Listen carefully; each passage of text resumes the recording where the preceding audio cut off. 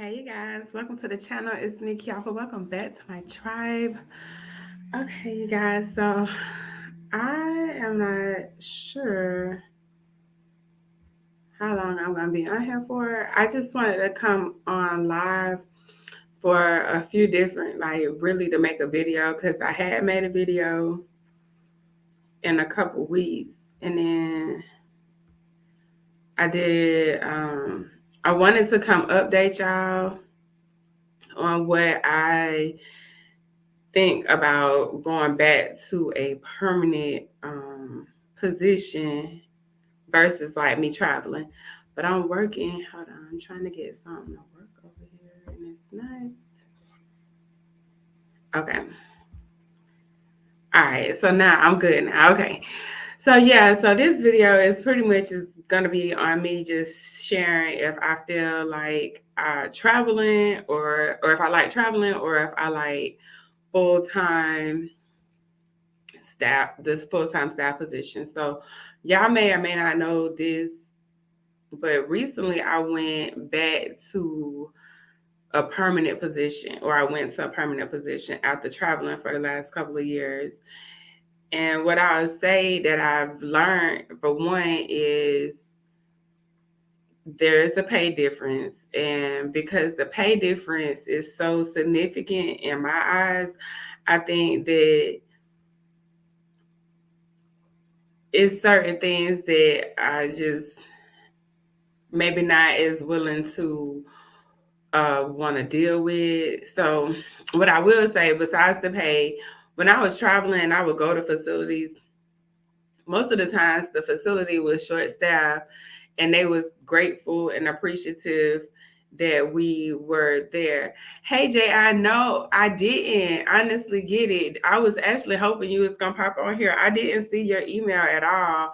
I checked. I even went and took the signed out the sign back in to make sure I didn't overlook it, but I don't see your email. So if you email me, I'm gonna put it in the chat so you can just have it. Ooh, so I'm flying. Where is it? That's the email right there. But I didn't see it at all. But I still have something for you. So whenever if you email me, I just didn't want you to post like your email like online and for everybody to see. But once you email me, I can go ahead and like email you what it is. But I got my email open right now. I do have a question in here from somebody that I'm gonna answer on another video from Alyssa if she ends up watching. Um, but that's what I was saying as far as when I would go to facilities, and because the facilities were short staffed, they typically were like more appreciative of you being there. Like, and when I say appreciative, I'm talking about like even the physicians were like cool. They didn't really have any like temper tantrums. I hadn't experienced a temper tantrum traveling as a traveler at all for the last couple of years. Now people do correct you, but when I say a temper tantrum, like somebody literally like being disrespectful and just talking to you in a kind of way, like I hadn't experienced that. Okay, I'm finna check it right now. I got that. I got it. I don't know if you can see that. Oh, there's a glare on it, but I got it. Okay, so I'll email you back. But yeah, so I forgot what I was saying. I'm definitely gonna email you back. I just found, oh, that's what I was saying. The physicians were more friendly. Like they were friendly. I don't know. It could be two things going on right here, right? It could be two things going on. Honestly, most of the time when I travel, I leave Florida.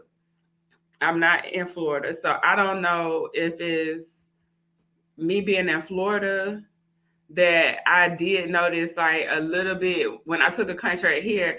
I noticed that it was just a little bit more I don't know what the word is, but not disrespectful, like in the OR, more like, you know, I don't know how to explain it. Just coming down here, it's a different vibe down here than it is as far as working in the hospitals than it is in other states. So when I would go to other states, they were more friendly to me. It seemed like just more. It was just a different vibe. Like, and when I say in other states, I'm talking about even like California and New Mexico, and really even when I was in Nebraska once, I took a contract there, and I just know like when I go to places, it seemed like they're more friendly. So recently, I took this permanent position, and the permanent position is not bad. It's what I will say that I've noticed is that the physicians are more grumpy and like rude. They can be rude almost. And so not all of them, because that would be like an inaccurate generalization. But for the most part, at this facility, it seems like it's a lot more just not like the physicians don't seem to appreciate you, I guess, as much as I'm used to. um Especially like recently, I know I posted a video about me getting kicked out of the room. So I got kicked out of the room again, y'all, in a different room. So at this point, I've been at this facility for less than 90 days, and I've been kicked out of 2 rooms. And then this last situation, it was extremely like disrespectful is the best probably word that I can say to describe it. But it was almost more like not expecting it more than anything. With this particular physician, I had worked with him before, and because we had worked together before, he wasn't like rude as far as the case and what we're doing. Like, he wasn't like disrespectful. Now the conversations that were had in the room were probably over the line, over the top, as far as what was oh, sorry, the conversations as far as just things that we were taught. The topics probably were inappropriate or borderline or anything like that, something like that. But as far as the respect amongst the team, it wasn't in disrespect. So when you used to working with somebody and out of nowhere, like they started cursing you out, it's almost like, whoa, where did that come from? Especially if it's not anything to do with like patient care or affecting the patient or anybody on the team being affected. So I'm just used to it being like, if the patient is not being affected and the doctor is being accommodated and everybody on the team is good, then there is no real reason to be disrespectful. And I think at this facility, either they used to it or it's just allowed. And like I say, it's not everybody, but I just noticed it a lot more at this particular place. And I guess I really don't like it as much because of the pay, and because I just don't like how, I don't want to be treated any kind of way, y'all. Like, I'm just not. Do you work a lot of overtime? I do not work. Actually, no, I don't work any overtime. This facility has a lot of days where there's low census, so they'll send you home early if you want to go home early, but definitely not no overtime at this facility. I ain't getting no overtime. I ain't even started taking call yet, but I don't really know, like, as far as like if I'm gonna be at this place long time. I'm still trying to give it a chance because I know that a lot of it is me looking at it from a pay perspective. Like, if I got to go deal with all of this negative energy, I want to be paid the most that I can be paid. And so, like I'm saying, y'all, it's not all the dollars, but in the retinal, she's the manager. The manager seems like she's cool enough or nice enough, and like seems like she's trying to, be accommodating to the needs of the team. But right now, I'm thinking traveling is way more beneficial than a permanent position. Now, if you at a permanent place and it's like a home and it's a vibe and y'all meshing well and all of like everybody getting along, then that's this not, that's this not for you. I'm talking about like my experience right now over the last 90 days at this, or it ain't even been 90 days, the last 2 months at this facility, comparing it to when I was traveling, which wasn't too long ago now. I don't necessarily think being a surgical tech overall, being a surgical assistant overall is bad. So I don't want y'all to be like, oh, because people email me and they're like, oh, I hear so many bad things and you get treated like crap. At some places they do, that is true, but it's not all places. I'm just experiencing something at this one that I'm just not in a position to continue dealing with. I don't want to be treated any kind of way, y'all. What's the monthly pay difference between traveling and working full time somewhere? A rough estimate. Right now, for me, it's about a $5,000 difference. So if I'll just leave it like that, so we don't have to put like if like somebody want to come watch the video that I'm working with or something, they see numbers. We'll just say I'm making about $5,000 less than what I would be if I just traveled. And when I say $5,000, that's with like after expenses. So how I look at it is I tally up all my expenses and then look at what's left over after that. And so it's about a $5,000 difference that I'm missing right now. And to me, I can feel that a little bit. Not because like I'm not making enough, because I don't want people to think like me working as a surgical assistant at this facility is not a lot of money, because I'm still making good money. Yeah, like it's the travel part. I agree. It's not even just the pay though that makes you want to travel. Like it's almost to the point where like if I'm finna deal with certain energies and certain behaviors, it need to be worth it.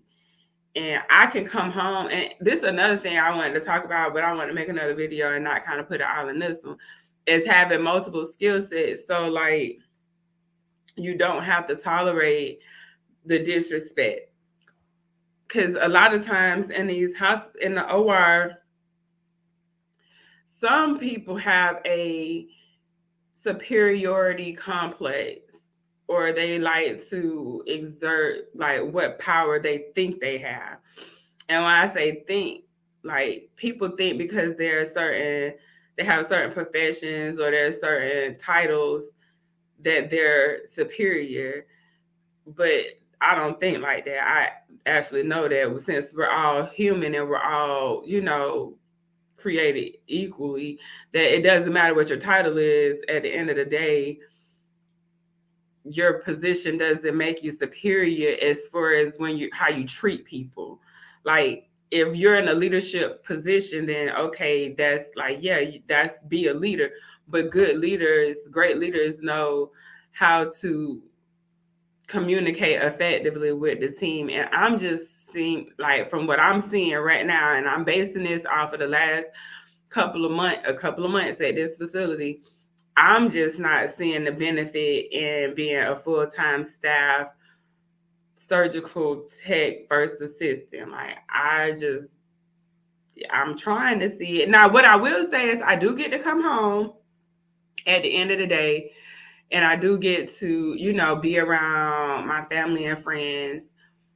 But when I'm traveling, let's just say I leave for 3 months and come back, I'm really in a position to be home for another 3 months if I play my cards right. Like I can go travel half the year and come back and still chill for 6 months and not be under the type of pressure where you feel like when I get up to go to work, like I'm dreading going to work. And I'm gonna just tell y'all, like, if you in this frequency where you don't like something, where you're not happy with it and you're dreading it, if you don't change the way that thought process is, if you don't find the positivity in it, whether removing it or creating a different perspective of it, then you just keep producing that same vibration. So, or that same result. So if I catch myself being anxious or I catch myself feeling like I'm finna get kicked out the room just for being in the room, or just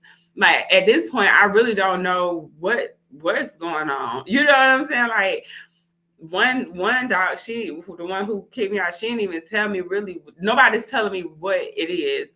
And so what I think it is most people feel intimidated by somebody that's not.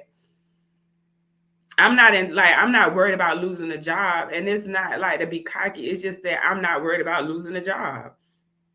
I'd rather come on here and spend my days talking to y'all, or whoever come on here and want to communicate with me online, or other things that I can do. Like I got clients this weekend as far as hair clients. I'd rather spend my time doing that, or any other side hustle that will allow me the peace of mind than to be worried about, going to work, people gossiping about you because you done got kicked out the room again, or the doctor talking negative about you, and I like, this is stuff that I'm finding out that happens, that happened. And it really puts you in a really, like, I don't know, the space is just not conducive for my mental health. Like it doesn't help me mentally. And another thing with like being, if you're gonna be in a career like this, if you don't have other means of income, or if you're not saving your money, or investing, I don't even want to say saving, but investing your money or stacking it, then when you get into a situation where you've been disrespected, a lot of times people just have to take the disrespect. Like a lot of times you just have to suck it up, because you might not be like, you have it. Sounds like you gotta have this skin. Also sounds like you'll be traveling again. Yeah, it do sound like I'm about to go traveling again. It sounds like that to me too. Shit. If we being honest, because I'm trying to like make it make sense to myself. Honestly, y'all, like when I come on here and talk to y'all, the reason I'm on here today is because I needed some inspiration. And it sounds crazy, but I know like vibing out on here with y'all inspire me and it uplift me. And so I was just like, okay, what can you do? That's gonna benefit everybody. And I want to share this with y'all so you can understand. Like, you do have to have thick skin.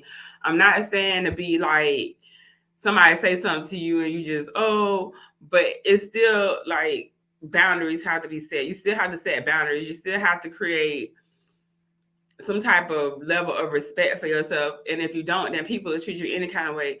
What I need y'all to understand is too, some of these facilities will let physicians do what they want to do. Right now, it's a person that I work with that was physically assaulted by a physician. Like, they put their hands on them. So you definitely have to make sure that you set your own boundaries, because it ain't like what you think. Do you think you get more flat because you're a woman, or do you feel me?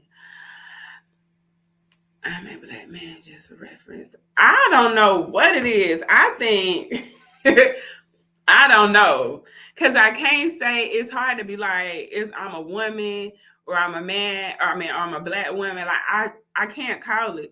But what I can say is, a lot of people, I think it's more of the confidence. I think people are threatened by people that are confident. I think that's a problem. I think people that feel like they're superior, when they meet somebody that is not intimidated by losing I'm not scared to get, like, I'm not scared to lose that job, if that makes sense. Not when it comes down to my mental health. I'm not saying it from a cocky perspective, so I don't want y'all to read into like, oh, she cocky.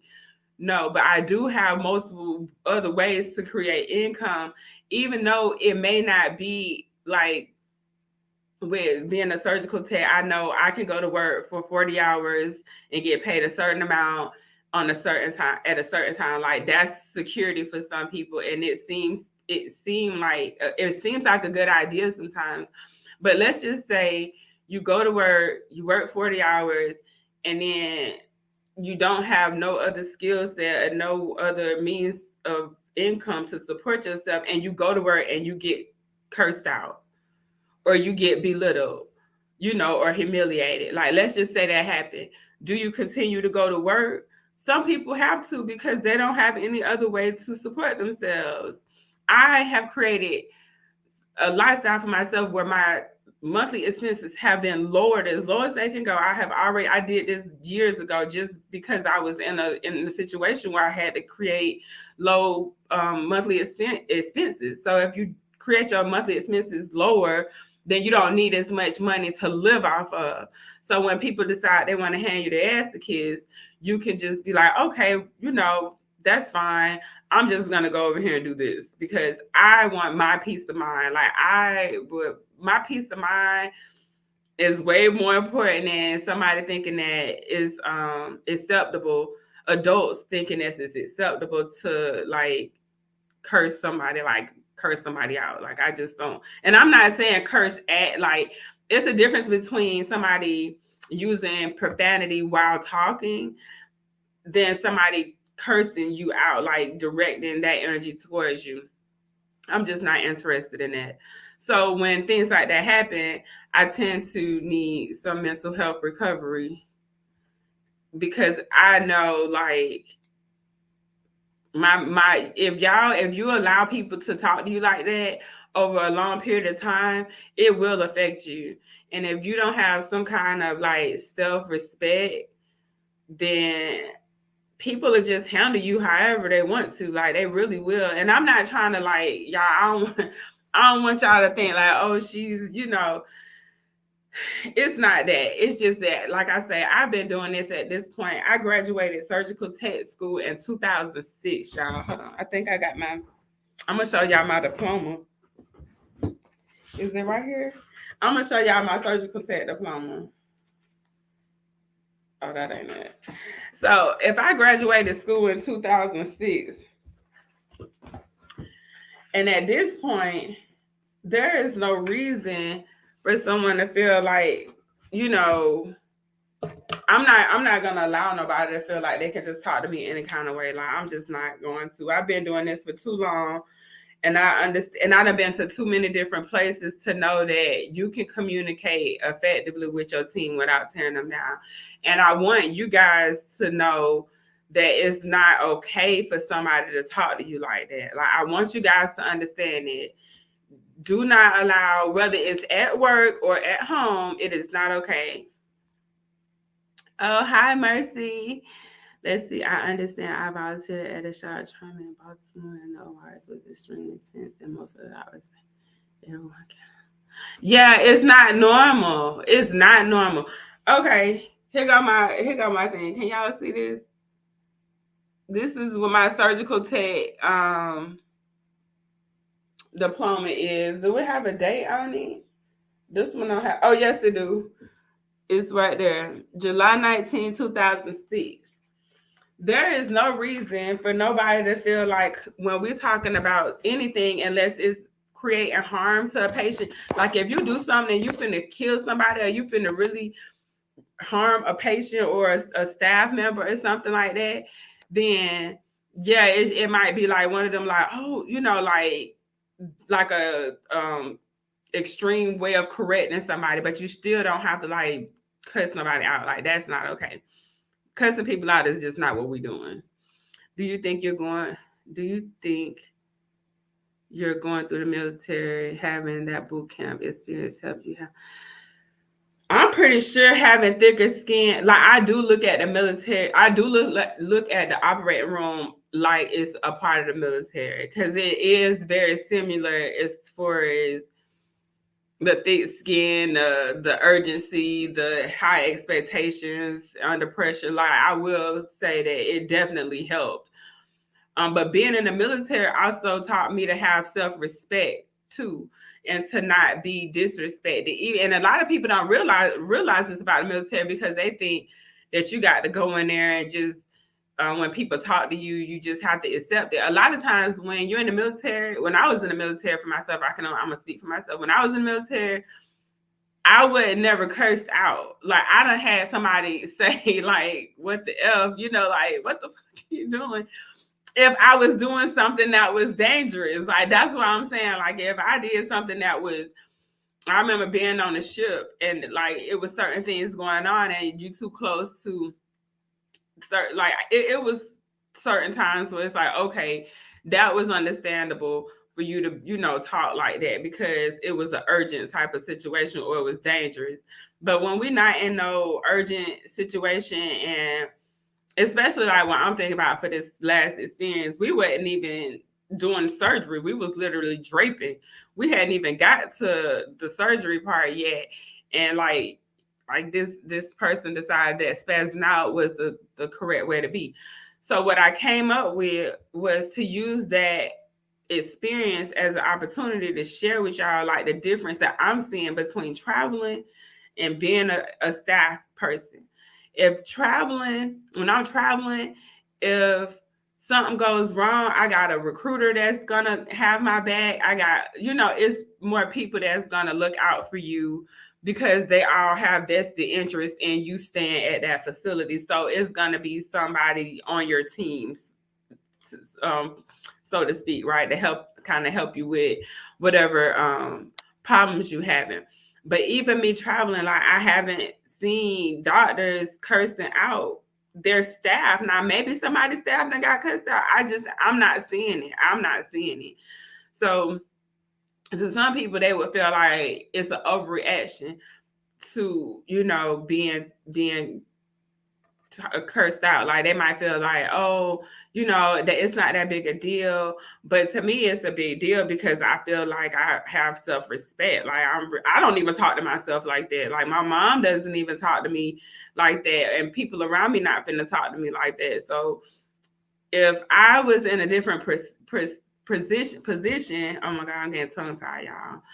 If I was in a different position where I didn't have other ways to create some type of income, y'all, I would have had to take that. So just take it for what it's worth. If you're gonna be out here and you're gonna be dealing with things, I'm gonna say go get the most money you can get, because then you can at least stack the money. You'll have so much money coming in that you'll have money that you can just stack. If you stacking money, when somebody say something crazy to you, you ain't worried about losing that job because you got enough money that you don't put up that you can use, to support yourself until you can find something else. Let's see what Jay said. I'm finishing my surgical tech program in December, and I plan to jump straight to Meridian for surgical purposes next year. Your videos motivate me, especially at travel time. Yes, I'm glad they motivate you. That is why we're here. I also I want y'all to be motivated and to get the money.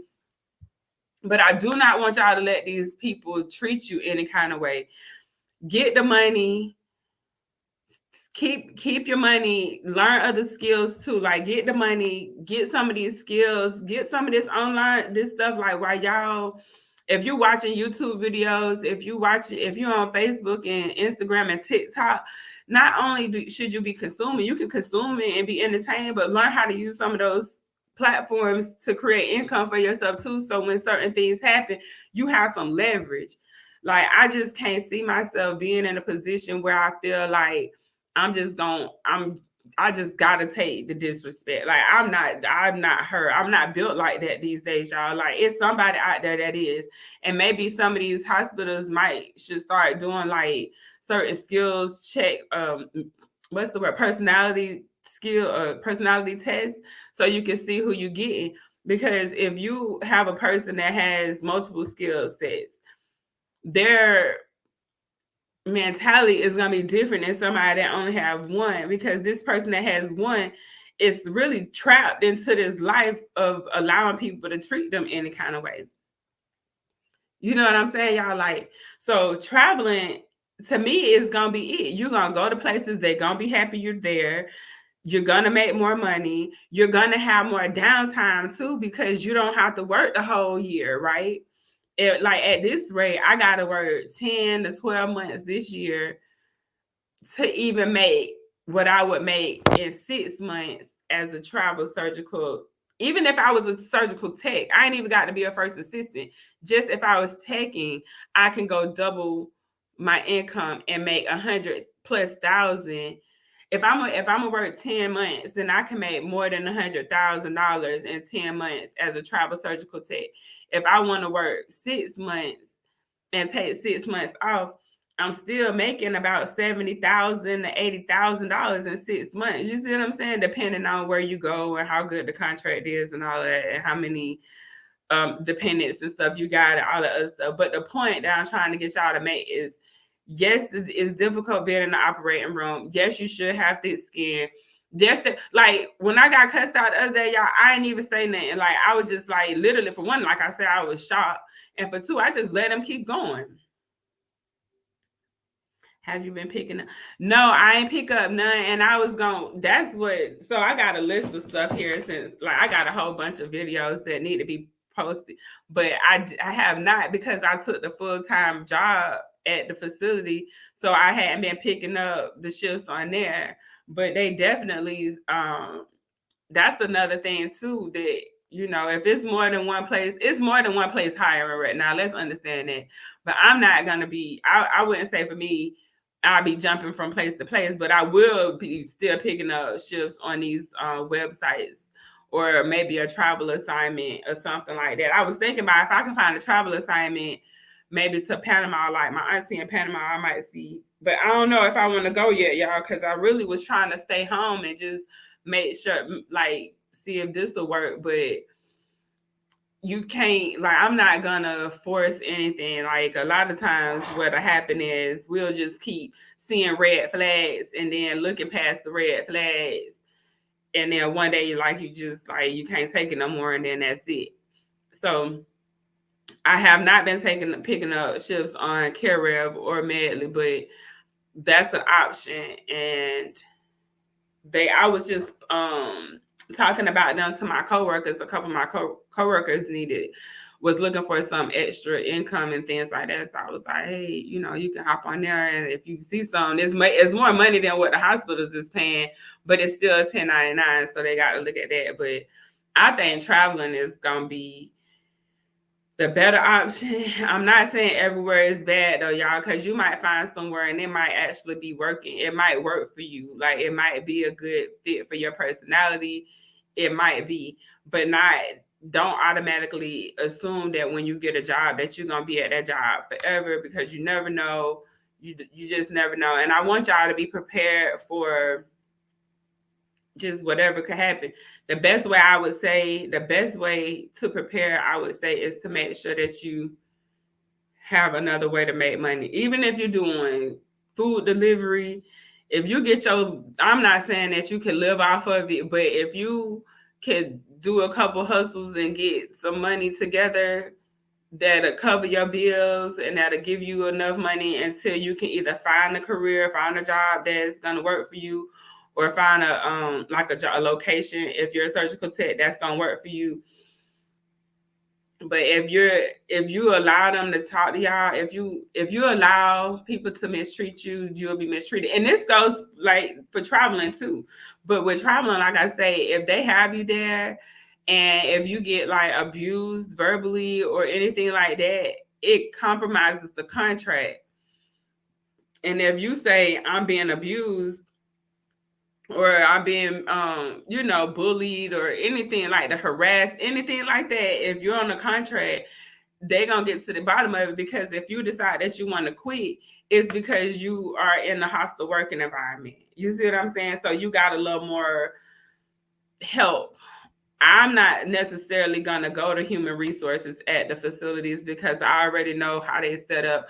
I already understand how the game is at these hospitals. Like, a lot of times, especially in the OR, because the surgeons, the surgeries make the money.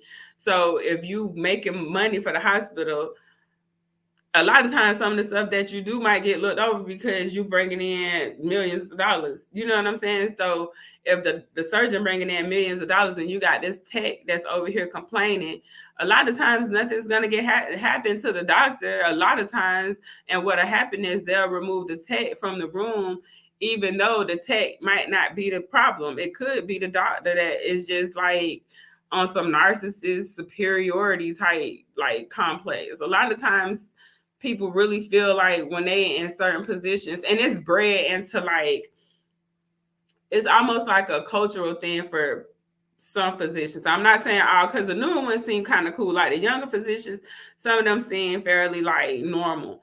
But some of them have this really like, because I'm a surgeon, I'm better than you, or I can talk to you any kind of way, or like they miss the humanity part, like, or the humility. Like they forget that they're human too. And in the OR, like it can be allowed. A lot of times that type of mentality might be overlooked. I just don't know if I don't know if my personality or like things that I need have changed. So my tolerance for certain things is just not there anymore. Like I don't want to do it. I don't want to do it because it don't make sense to my human for me to go and allow somebody to try to lower my vibration or try to, like, if people try to dim your light at work like that, and you at work for 8 hours a day and you doing that for 40 hours a week, you have to understand that that will affect you. I'm not saying that every time you go to work you're gonna get in trouble or yelled at. Like, that doesn't happen every time, but a lot of times something that happened, that it could happen one time and it could have had really affected you, and now you got some kind of, I don't want to say PTSD, like people that really have PTSD, but it still can create a traumatic event that might have you anxious when you go back to work, or it has some type of anxiety.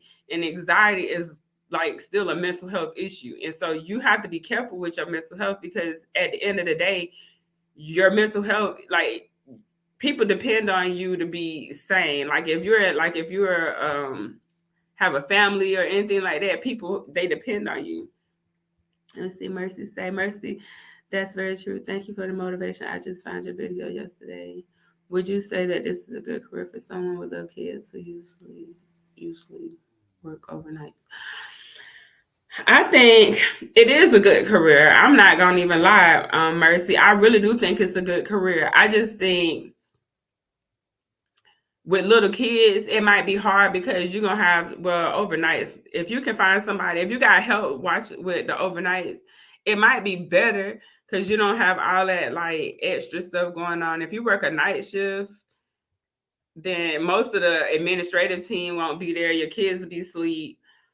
And then if your kids go to daycare, you can sleep while they're at daycare, or if they go to school, you can sleep while they're in school. So if you got somebody to watch your kids for you, I think that might be good. You say little, I don't know how little is, but if they can go to daycare, you might not see them as much, because when you go pick them up, it's gonna be time for you to go to work. But if you do like 3 12s, three night shifts, if you do something like that, I think it'll be good. Like if you do 3 12s, you can get a labor and delivery and do a 12-hour shift, or you can find a facility that offers 12-hour shifts, especially if they got a night shift. You do that, and then you can have somebody watch your kids for you, let them go to school while you sleep, and then basically you'll still have like 3 or 4 days that you can hang out with them if you do it right. 4 and 10. Yeah, that 4-year-old probably would have to go to daycare or something while you sleeping. Because the 10-year-old, I'm sure, is in school, so they would sleep. I mean, they would be in school while you sleep. But if you did that 5 days a week, you wouldn't get to see your kids and you'd be tired. So, or at least that's what I would think for myself. Like if I did that 5 days, if I work 5 night shifts, I would be tired. And the kids, by the time I see my kids, I'm going back to work. So that would be a thing. But I do think it's a good career. Like please don't take that. And I think when I say a good career, what I do like about being in the OR in general is that typically you're around intelligent people. Like that's why I intended, when I thought about what I was going to do as a job, I decided that when I took the job, I was like, okay, the OR is a place where I can be around intelligent people. And then if you're around intelligent people, then the idea is that your intelligence is, you have intelligence too, or you get more intelligent because y'all having intelligent conversations. Like that's the idea, right? But what happens if you're around people that don't inspire you? Like that's what you gotta be careful with. It's like if you're around people that are negative and that aren't it's people that talk negative to themselves. Like I don't talk negative to myself. I uplift myself, and because I can uplift myself when I talk to me, when I'm talking to you, I can uplift you too. Like that's the idea. So you have to be careful of who you be around. But overall, I think it's a good career, and you get to help people. You get to see anatomy. Like And then, like, if you get a real good doc, if it's good doctors and they teaching you, like, then you learn it and you feel inspired. Like, I don't think some of the physicians know, like they should take a leadership class, because then they will understand how being a leader, you can inspire, or you can what's another word? Like, either you can inspire somebody or you cannot inspire somebody. I think it would be more beneficial if we on the team, I mean, if you're a leader of a team, to inspire people, because they tend to work better for you, they tend to work harder for you. That's how I see it. But if you got a leader that people are scared of, and they tiptoe around the leader, and they feel like, oh, this person can talk to me any kind of way, that's not true leadership. That's more like a dictatorship, or like, you know, I'm superior than you, Tyler. I just don't like that vibe. Okay, sounds good, because I've been searching medical careers, and it seems like more like what I would enjoy. I'm a CNA, not interested in being an RN. Yeah, I would say I would say it's definitely, I don't know what else you would do, like CNA, then you got LPN if you want to go there, but you don't want to be no RN. I like being in the OR, like I do. When I'm in a good spot, if I'm in a good place, then I'm there. Sometimes with traveling, the problem be like, for me, I might not be able to stay long as they want me to stay. Like, I might really only have 3 or 4 months to give them, or I might, because I got my son, and it might be my turn to have him, or something like that, and I want to spend time with him and not just be, a mom that works all the time. But I do think it's a good career. Mercy, overall, it just come with what it come with sometimes. That's all. And I'm pretty sure it's the same with any other career, any other field. It's gonna be people that be on power trips. So you can take it for what it's worth. But I just don't want y'all, like, even if you, let's just say y'all on this channel, you deciding if you want to be a surgical tech, or if you want to be a first assist or something like that. You won't really know if you like it until you do it. And sometimes it might, what's the word? Sometimes you might like it depending on what facility you're at, and sometimes you might not. Like, it might just be me finding the right place to be at. Like, if I want to find a permanent position, it might take some trial and error. But I don't know if permanent position is the more benefit. Like, I can't say being a permanent person is more beneficial, because if what we're doing is a transactional relationship. And what I mean by transactional, I'm providing a service, and in return, I'm going to get compensated for my service. So if you look at it like that, then you can decide if you want to continue working with somebody or not. Like, if you say, okay, well, I'm providing surgical services to this facility in return for them to pay me. But what if you don't like the place you offering your services to? Do you continue to do that? No, you go find somebody else. Like, my background as a cosmetologist, when I got clients, if I have a client that I don't like, I don't do their hair no more. If I got a client that don't respect me, I don't do their hair no more. If I got a client that decided they want to talk to me any kind of way, I don't do their hair no more. And so that's how I'm looking at my surgical services. It's more like, well, if I'm not going to be respected and appreciated, and people that are in leadership roles don't know how to communicate effectively, then I don't need to provide my services there anymore. Like, it's just that simple. A lot of people, though, in the medical field, like, I see this in the medical field more than I see this in the entrepreneurship world. The entrepreneurs will stop doing business with you, period. Medical staff tend to have invested so much time and money into their education that they stay in positions and jobs longer than they should, and allow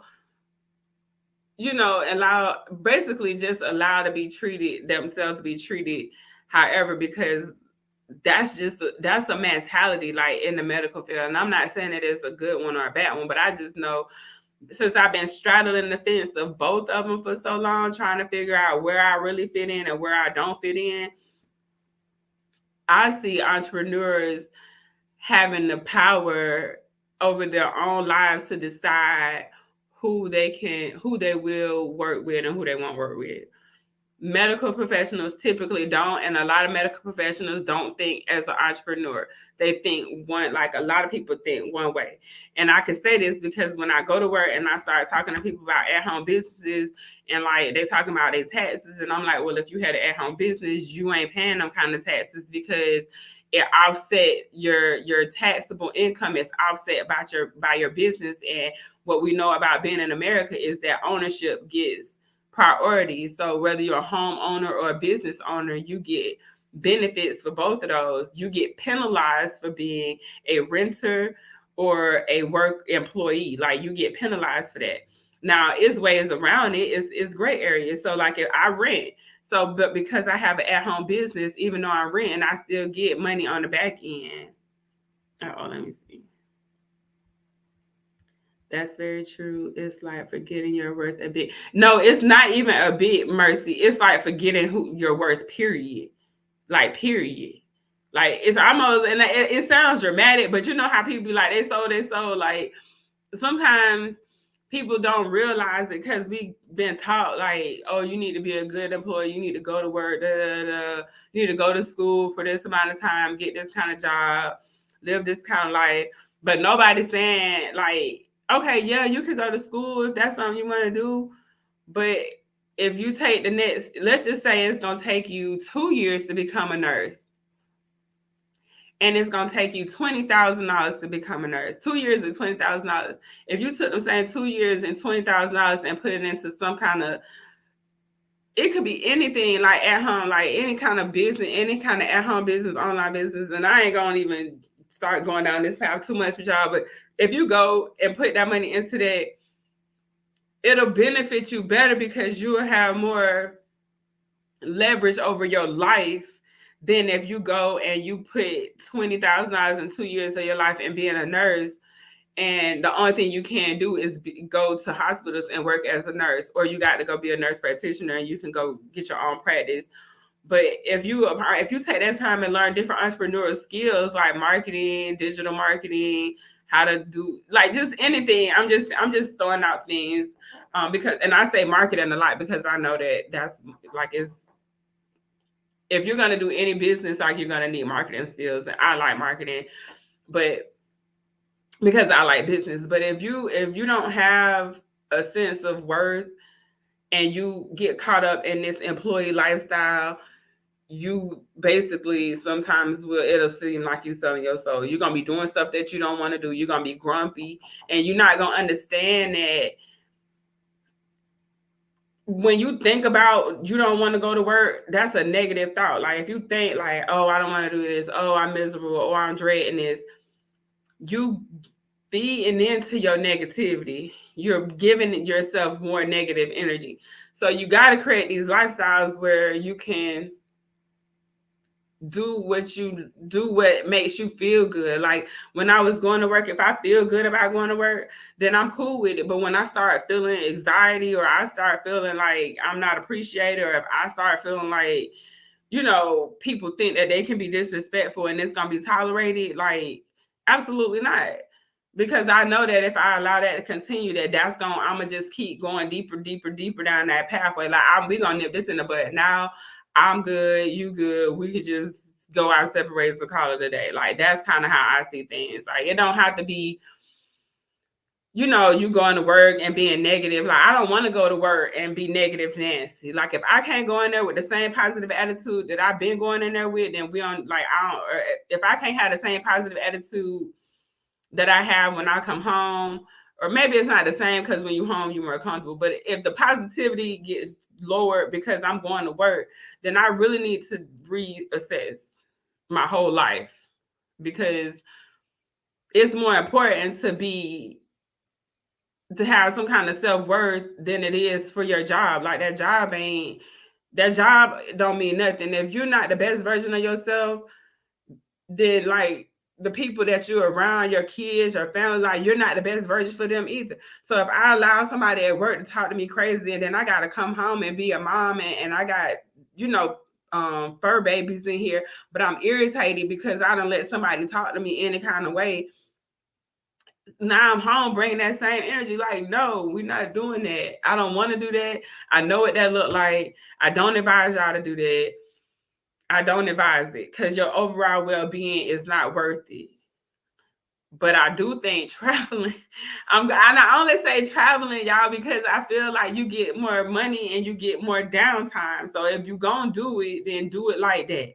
If I'm gonna go to work as a surgical tech or a first assistant, sorry if y'all can hear my chair squeaking, but if I'm gonna go to work as a surgical tech or a first assistant or even a CNA, a LPN, a nurse, if you working in an environment where you can travel, I say travel or contract your services out, do that, and then you don't get caught up in the bureaucracy of these hospitals. Like a lot of people, when I'm around people, especially at work, I be happy, y'all, because I already know at the end of the day, like if something go wrong, I got enough money to take care of it. I got a support system at the house, like my mom and my family supportive of me and the things that I need to do to progress in life.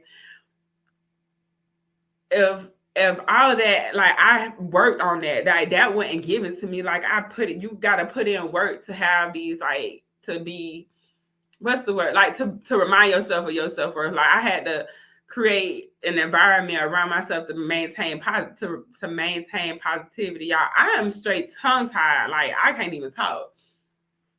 I know what it is, and y'all gonna Mercury in retrograde, y'all. I know y'all don't probably. Some of y'all might know what that means, and some of y'all don't. But boy, I can't talk when Mercury be in retrograde. It had me tongue tied.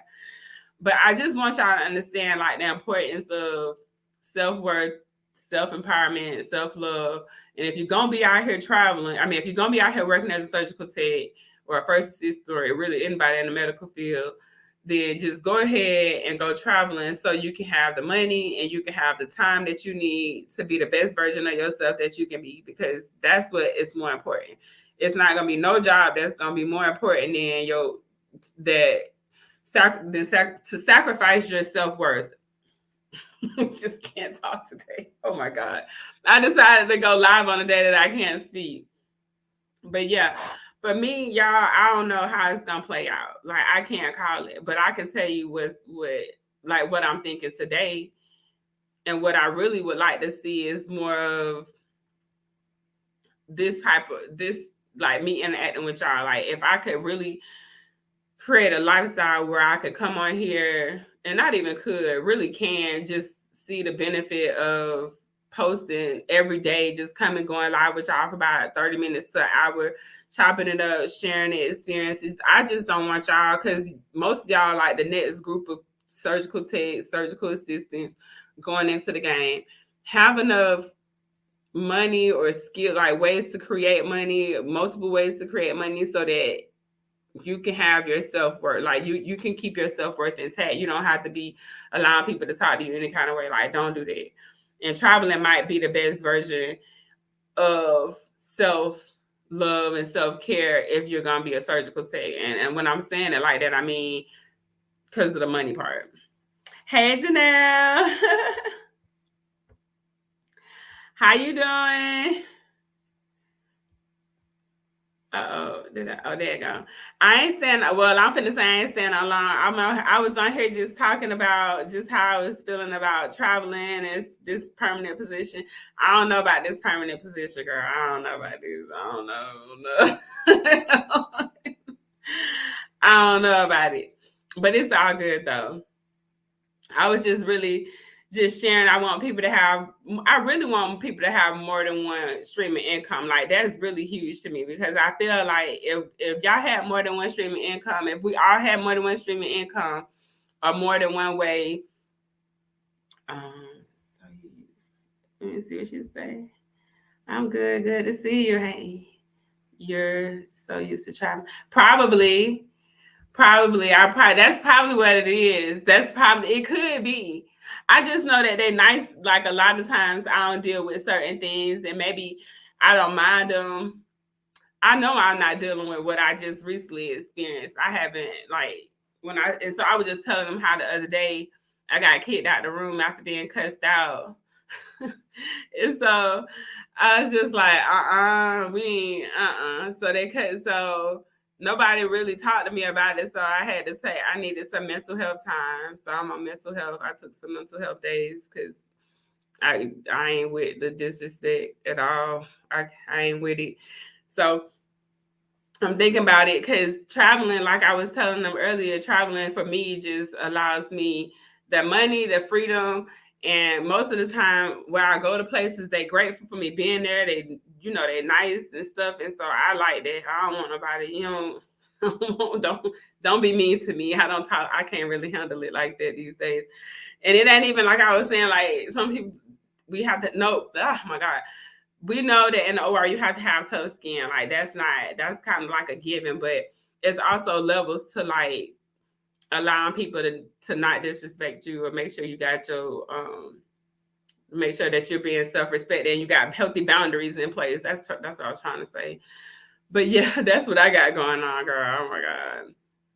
I'm gonna figure it out though. But I want what I was thinking too is that I know that I don't mind like not working when I'm not being appreciated or if I feel like I'm being disrespected. That one of the reasons that I know that I can like not work there or just decide that I'm a quit or whatever, or if it was a contract or in the contract, is because that I have other ways to make money. Like, and it don't be a whole bunch of money. Like, I can't sit here and tell y'all that, yeah, if I don't do surgical assisting, that I'll be able to make the same amount of money. That's not it. But I make enough money that I'd rather live off of less and have my self-respect than to be around here making money and, with my head down and my tail tucked. Like, my tail ain't tucked. It's wagging. It's wagging. That's what I got going on though, y'all. I'm just checking in. I definitely do like traveling over full-time staff. Like, I definitely think that's for sure. I'm gonna agree with that. And this is about 2 months of me working as a full-time staff employee after I'm gonna say 5 years of traveling. So it might be a big difference in the pay. Like the pay definitely is a bigger difference. But as far as like I done been kicked out of 2 rooms at 2 different times that didn't have anything to do with patient care. And one of the times the doctor thought it was appropriate to curse me out. And then so at this one facility, and this is not a trauma facility. We're not talking about trauma. We're not talking about even I don't even think it's a trauma 2 center. Like it's not, we got 6 ORs, it's nothing crazy. I'm just thinking, I don't know if it's me, like you know how sometimes y'all know how sometimes when something happened right behind each other, you're like, well, dog, is it me? It almost made me had like I be sitting back thinking like, well, what am I doing that I could fix so this don't happen again? Like, what should I do for myself that won't get me or that'll prevent me from getting kicked out of the room? So I ain't never been put out the room before, y'all. Like I've been doing this for a while now, and I've been put out the room twice in 2 months, and I don't know. Like I don't know. Maybe I think it's the confidence. Like and when I say confidence, it's one of them. It's one of those things where like I know. Not to go in the room and be like, I know what I'm doing, like not that kind of confidence, but confidence in the fact that I'm not worried about like finding another job, or I'm not worried about lowering my self-worth or lowering my boundaries to keep a job. Like it's one of them. Like I'm not here to like brown nose or kiss nobody, but like I don't want to do none of that. Like I don't want to do that. I don't want to be kissing your butt. I want if I'm at work, like being inspired by leadership, like that's probably something when you taking jobs. If people start looking for jobs, ask them how they like uplift their staff. Like what happens? Ask them like what happens if a staff member is disrespected. Like how is that addressed? That's the type of stuff that should be, as doing an interview. I think from the interviewee perspective, because for me, like I ain't asked that kind of question, and I went and I guess I didn't ask it because I wasn't thinking about being cursed out. Like I ain't been cursed out, y'all, in a minute. in life. Like when I say in life, I mean like in the OR or outside the OR. Like I'm just not in that type of energy. I don't be around them kind of people that decide that that's how you communicate. Like at all. I don't really tolerate that. And so when it happened, like it was like, whoa. And then I just sat back and I remember like the other day I was just thinking about what did this happen? Like, why wouldn't this have happened when I was traveling? Like, this made more sense to happen when you're traveling because you go to different facilities and these is different doctors and they, you know, they have different expectations. And so I'm expecting that to happen when I'm out like that, like traveling. But when I'm at at this facility that I'm at, I'm thinking I'm gonna be here for a while. Let's see, you know, it's a small OR. They're not doing nothing crazy. Like y'all, they're not doing nothing crazy. They got first assist in on cysto cases and stuff like that. So it's not nothing crazy going on. I promise you. And so when you working with people and you thinking that you understand, excuse me, what they need and you trying to provide them, especially as a surgical tech or a surgical assistant, our job is to anticipate. So let's just say you anticipate wrong or you do something wrong that doesn't, we're not talking about that's gonna affect the patient care, like or endanger anybody. We just say, let's just say you put a drape down wrong. If you drape wrong and somebody curse you out, it don't matter. Like if that's a doctor or not, you don't have to be disrespectful. You do not meet ignorance with ignorance. You can just let them be, you know, don't meet negativity with negativity. Just let them go ahead and have their moment. Let them get all it out as best as you could, as best as you can, and then remove yourself from the situation as soon as you can. If you want to go talk to him, you go talk to your administrative team about it. You can. Typically, if they like, when I got yelled at the other day, I didn't even know I was getting kicked out of the room until I came back from lunch. And then apparently the physician kept talking about it when I was gone. So at this point, now y'all gossiping about me. Like, this is how I see it. Oh, honey, highly upset is not even where I went through being kicked out of the room. Okay, highly upset when I did. Right. So let's just say the first time I got kicked out of the room, I'd have been, like I said, I'd have been kicked out of the room twice in less than 2 months of me being here.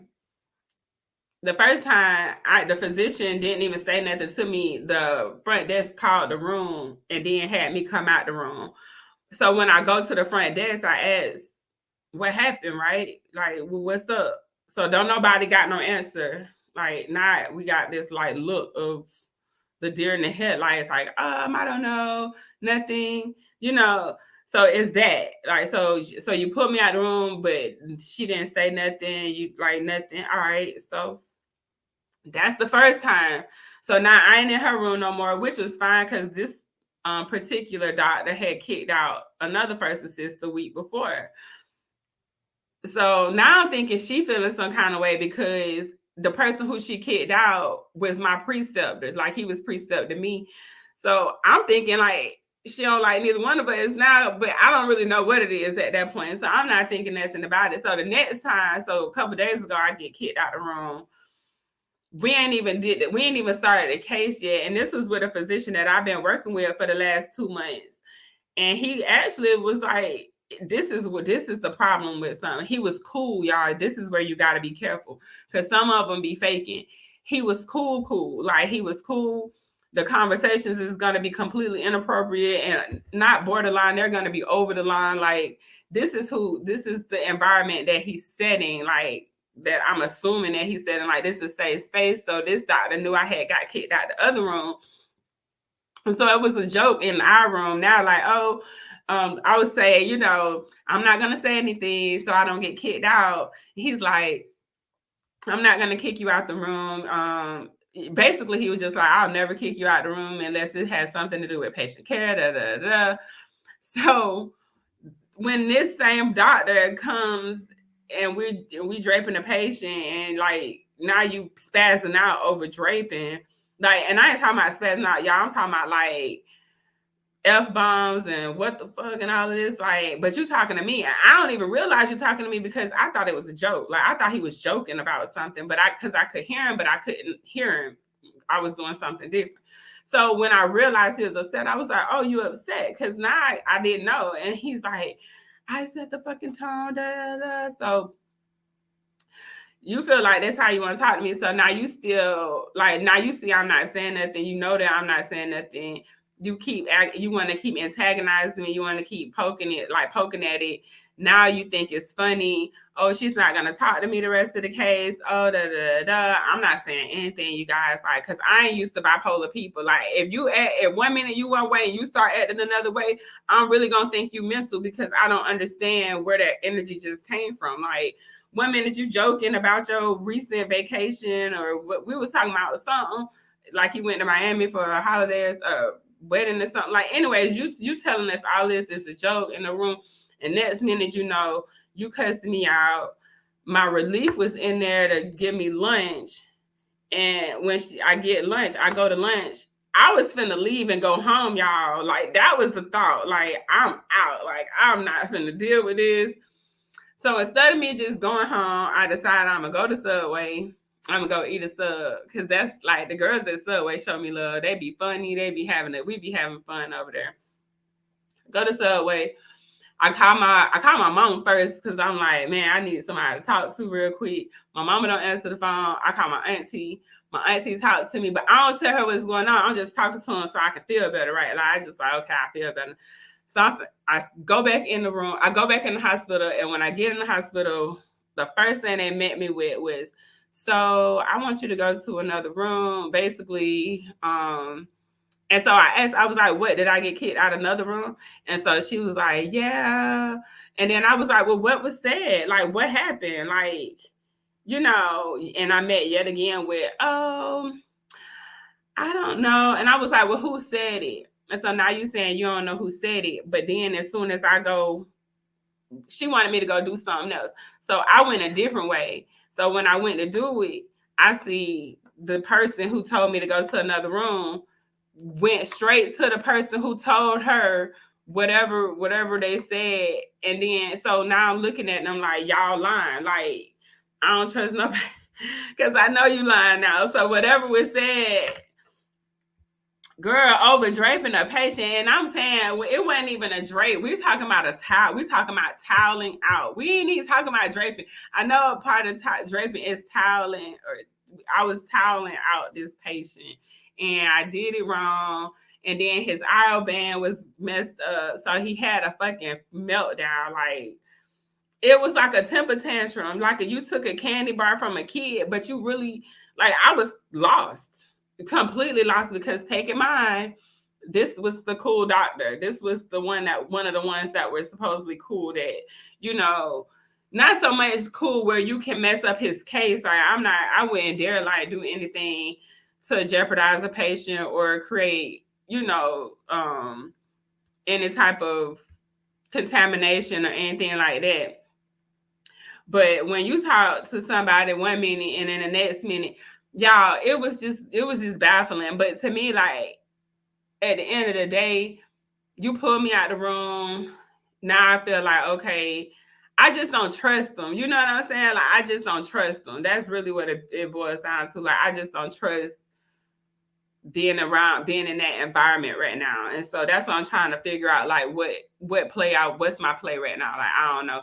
So I took mental health days, and then I was trying to feel better about the career overall. So that's why I hopped on here, because I was like, well, at least if I hop on, somebody on here, and it's inspiring for me to be on here talking to y'all, because a lot of y'all new, y'all going to surgical tech school. A lot of people like Janelle, like, she a first assist. Like, I just like being in this environment, so it'll uplift me.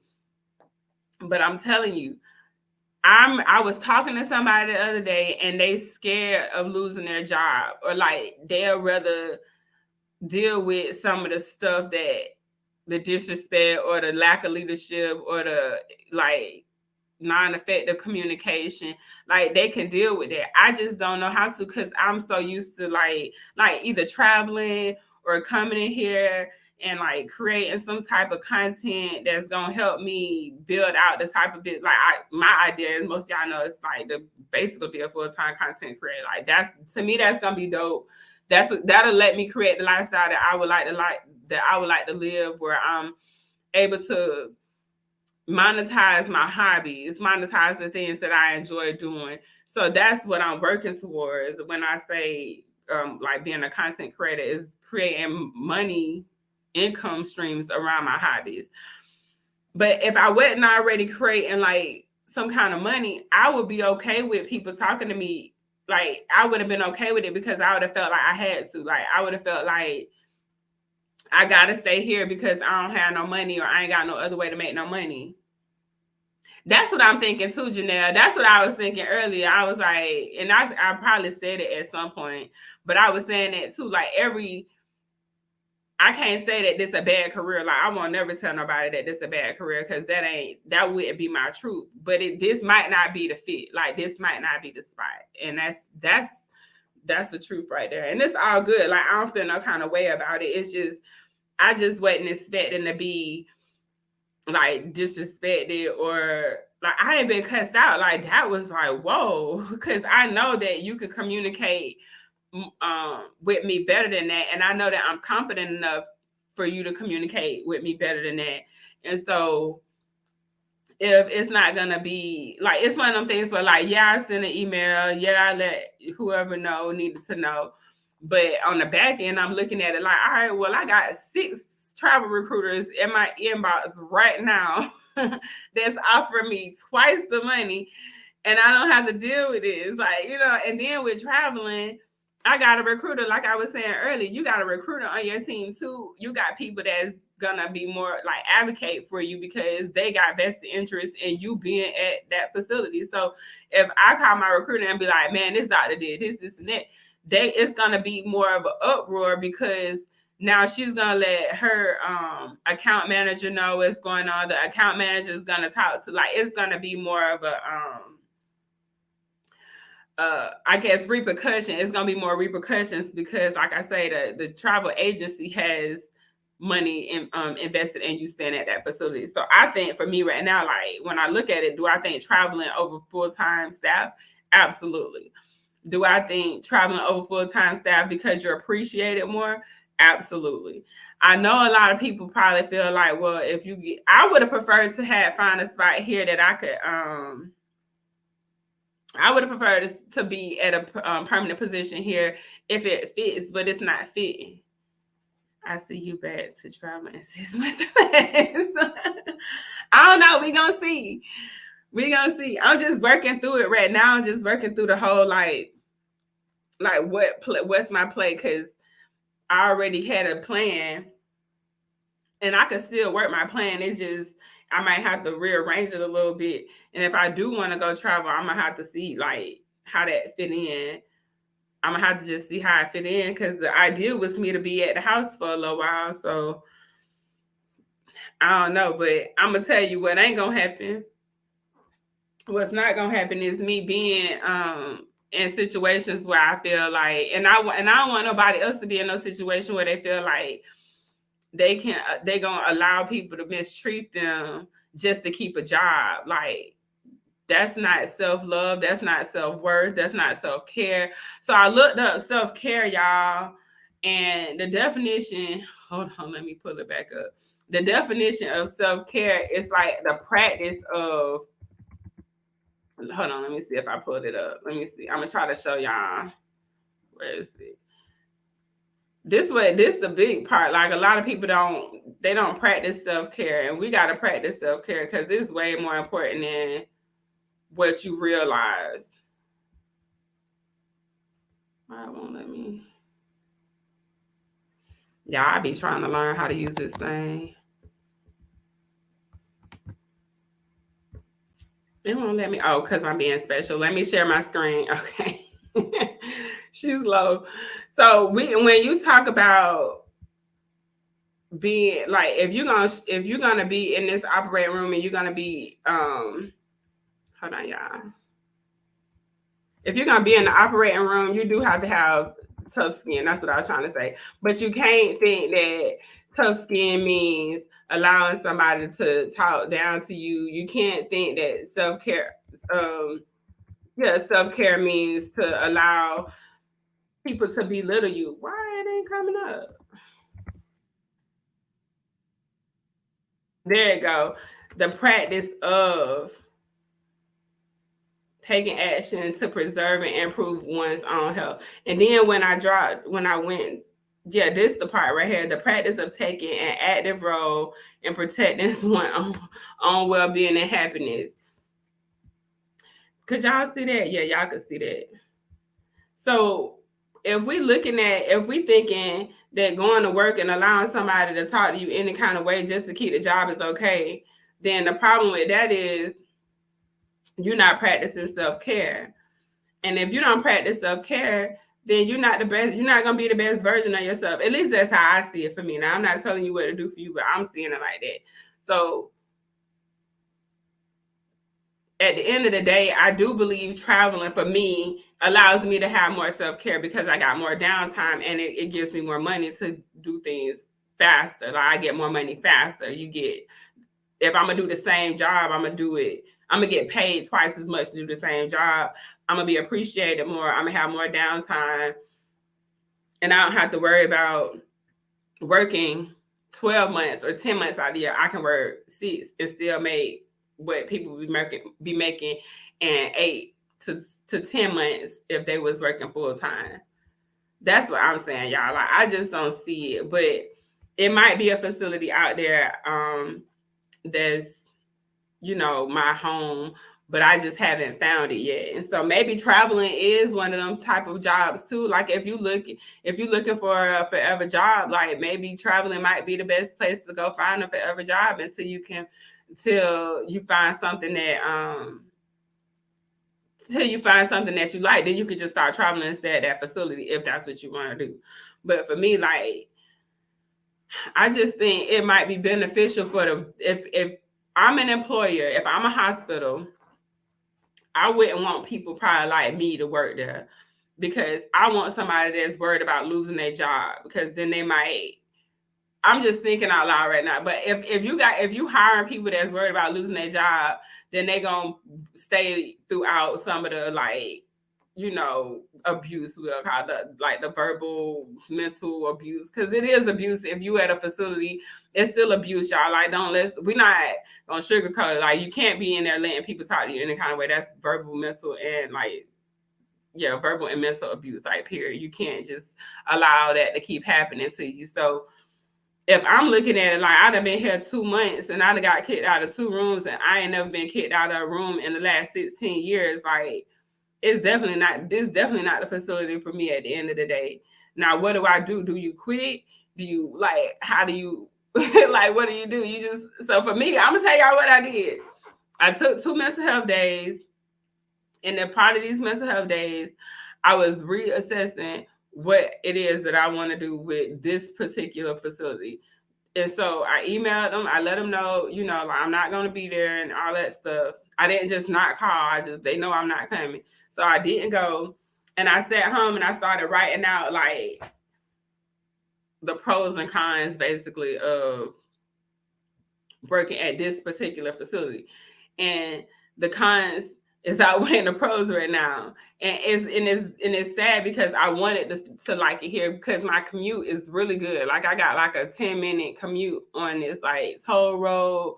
And then I'm going the opposite way of the traffic. So there's no traffic.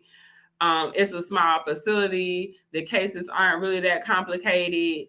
And at the end of the day, you know, I'm thinking like, okay, this might be working. So the first time I got put out of the room, I'm just thinking it's just a fluke.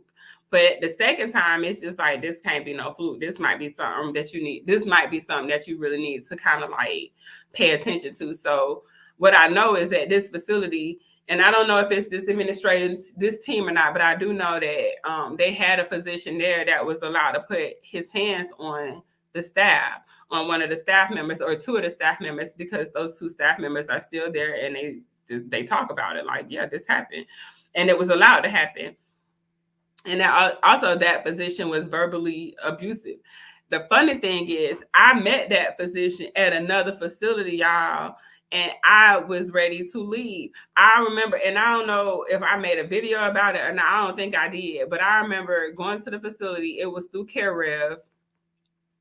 And when I went to the facility, I met a person that had one of my subscribers, like she knew me from YouTube, and she was a nurse that scrubbed. So when we get to the back, we just chopping it up. I go in one of the rooms and I do one case, and then I get ready to do the next case. And this physician, it was a needle like on the drapes or whatever. So I put the needle in a needle book, and oh my God, he kind of like just started he didn't curse me out, but what he was doing, he was trying to like belittle you, like and then they're like, what's the word, make you feel dumb or stuff like that. So I just kind of let him just keep going with whatever he was saying, because really at the end of the day, if you start arguing, it looked negative. But he basically was telling me that I was out of line and I need to stay in my place. And so y'all, this goes back to like the self-care. Like, you gotta know how to talk to people. And because we're adults, like I think people that are in leadership positions need to know how to lead and communicate effectively. And then if you're a surgeon in the operating room, you're a leader, so lead effectively. But just because you're a leader don't mean that the people that's following you got to listen to you talk to them like that. And so I went and let the director know then, like, I'm finna go. Like, I'm not built like that no more, y'all. Like, I'm not to be disrespected, talked down to, like all that, trying to humiliate somebody in front of the team, yelling at people. Like, I just don't. So that doctor, I didn't know had been at this facility that I'm at and had been there for years. And so that doctor got fired from that facility. He got fired from another facility too. And now he had another facility. But what I'm telling y'all this because what y'all need to understand is sometimes these hospitals will allow their physicians to do more than they'll allow them to disrespect you, and not to be funny, but because the physicians are bringing their money, it's kind of like they just let them do a little bit more. Not all the time. And if you can prove certain things and all of that other stuff, then you might have a case, but I wouldn't even get into it. Like, that's more energy than I want to be dealing with. If I'm working at a facility, I intend for them to the people I'm working with to be able to communicate effectively. That's just me. Now, if I'm in a different mind state, like let's say I'm in a mind state of lack, I'm in a mind state where I don't love myself, where I'm in a mind state where like I'm miserable with my real life, then I might feel like I deserve that type of treatment. Like, one of my coworkers one day, he was like, "Oh, I deserve it," and I'm like, "But you don't. Like, nobody deserves to be met with negativity. Like, nobody deserves that unless you mess up bad in the operating room, and I mean bad, like where you finna really cause harm to a patient. Even then, you should be able to be corrected without somebody yelling at you or being like disrespectful to you. But let's just say it's like, oh my God, don't do that. Like, sometimes that might be like a way to communicate if it's something that's going to happen and it's really traumatic or bad or something like that, or it's going to cause some kind of harm. But if you working in a place where they feel like communicating with you is to be demeaning and to be belittling and stuff, like, that's not okay. You do not deserve that under no circumstances. I say if that happens to you, either you can let them know that this, give them a heads up. Like, I don't appreciate this. I don't want to do that. I don't want people to talk to me that kind of way. And then if it's not addressed, then at that point you can decide if you want to continue working there or not. But for me, I just think the confidence that I got when, like, I remember working at another facility and they labor and delivery. And when I was working there, one of the A&M, she said one time, basically, she just thought that I didn't have another way to make any money. And what was I going to do for money if I quit? And it was funny because at the time, I really didn't know what I was going to do for money. Like, I had no clue. But it didn't even matter because it was one of them like, well, you think just because I'm here that I got to be here and then I'm finna like let you talk to me any kind of way. Like, that's just, to me, I wouldn't.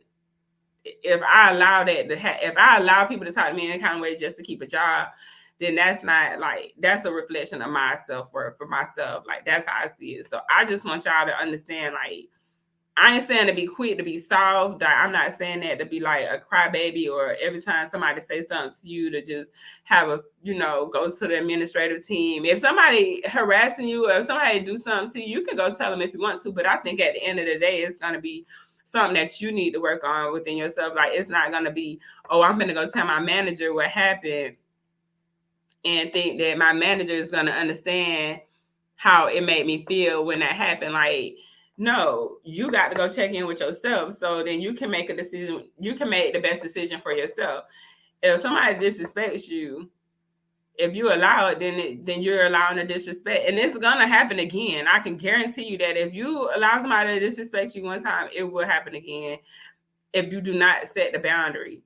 But if you are scared of losing your job, then sometimes you will accept things that you wouldn't typically accept because you're scared of losing your job.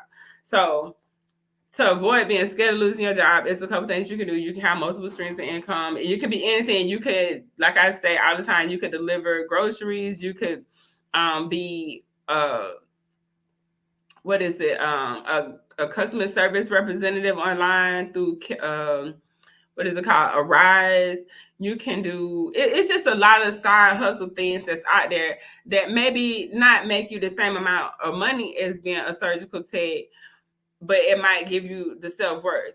And if you want to travel, then it's gonna put you in a position where you got money sitting. So if you do decide to go somewhere, if you don't blow your money, like if you go travel and you start blowing your money, then this don't apply to you because you ain't gonna have no money sitting. But if you start either stacking your money, investing money that's gonna bring you cash flow, then if something happens to you, if something happens at your job, you don't feel like you gotta stay. I just don't want y'all to be like some of the people that I hear, and I'm not talking about just at this job, I'm just saying in general. Some people will stay at their job because they worried about their bills or they need hours. Like, let's just say you do need hours, because at this job they'll send us home. If you do need hours, instead of like, I'm not gonna let my administrative team know that, oh, I need these many hours. I'm not going to tell them anything. If I'm not getting the hours, I'm going to go somewhere else and get the hours that I need. If I'm not getting what I need from that job, I'm going to go somewhere else and get it. Or it depends on what it is. If it's another job, then yeah. But if you have another way to make some money, then I would probably go do that, take a break, then maybe come back and reassess if this is even a career for you. For me, I just think having more than one stream of income allows me the flexibility to say, I'm not tolerating that. I'll stay home. I'll do this. I'd rather do other stuff that's going to give me the sense of worth that I require for myself. And so that's really all I got, y'all. I feel like I'm kind of repeating myself at this point, even though I know the video is extremely long. I try to come on here really just to see if y'all have any questions, but I might as well share like my experience with y'all. So when I decided to label or title this video, I was thinking of like being a full-time staff person. I've seen these things happen to me, whether it's like I say, be kicked out the room or be kicked out of the room and just being disrespected in 2 months that I hadn't seen that at all the last couple of years traveling. Like, now I do know some people run into, I was at one place and I know my coworker was having a problem with the physician there, but he wasn't being like rude. Like, he was being short. Like, he was just short. Like, he wasn't cursing nobody out. He was just short. You know what I'm saying? And direct. Direct is the word. He was direct. So with him being direct, she didn't really like it. But I don't think being direct is a problem. I don't have a problem with you being direct if it's like not you cursing me out. Because you can be direct and be effective. Like, you can say, this is what it is. This is how I want it. And that's that. Like, that's that. But when you lose your professionalism and you start like trying to degrade people and all that, like, that's the problem. And so it's a difference between, like I say, being direct, and some people can't take being like around direct people. So that might be a little harsh. Some people might like, oh, he's just not nice. He don't have to be nice. They don't have to be nice. We're not talking about somebody being nice. I ain't saying that. And being direct is fine, but being disrespectful is not fine. Like, we're not going to be disrespectful. We're not going to humiliate the staff. We're not going to be intimidating and trying to exert like this superiority type of thing. Like, if you're a leader, then you like, good leaders don't have to like say, I'm the leader. Good leaders don't have to say that. Like doctors, like this doctor, he was so mad, he felt like he had to just say, what did he say? I set the fucking tone. Like that's how he said it. And it's just like nobody's challenging you. Like, why do you feel challenged at this point? Like that's some insecurity on your part. Like that don't have nothing to do with me. But since you just took it out on me, now I need mental health time because my mental health has been affected. That's just how it go, right? We can't be allowing people to affect our mental health because your mental health is more valuable than anybody's job at the end of the day. But traveling, this is why I was saying traveling, I like traveling so much because it gave me a lot of downtime. It really did. It gave me 6 months out the year to work, and I could still make enough money to stay home 6 months out the year.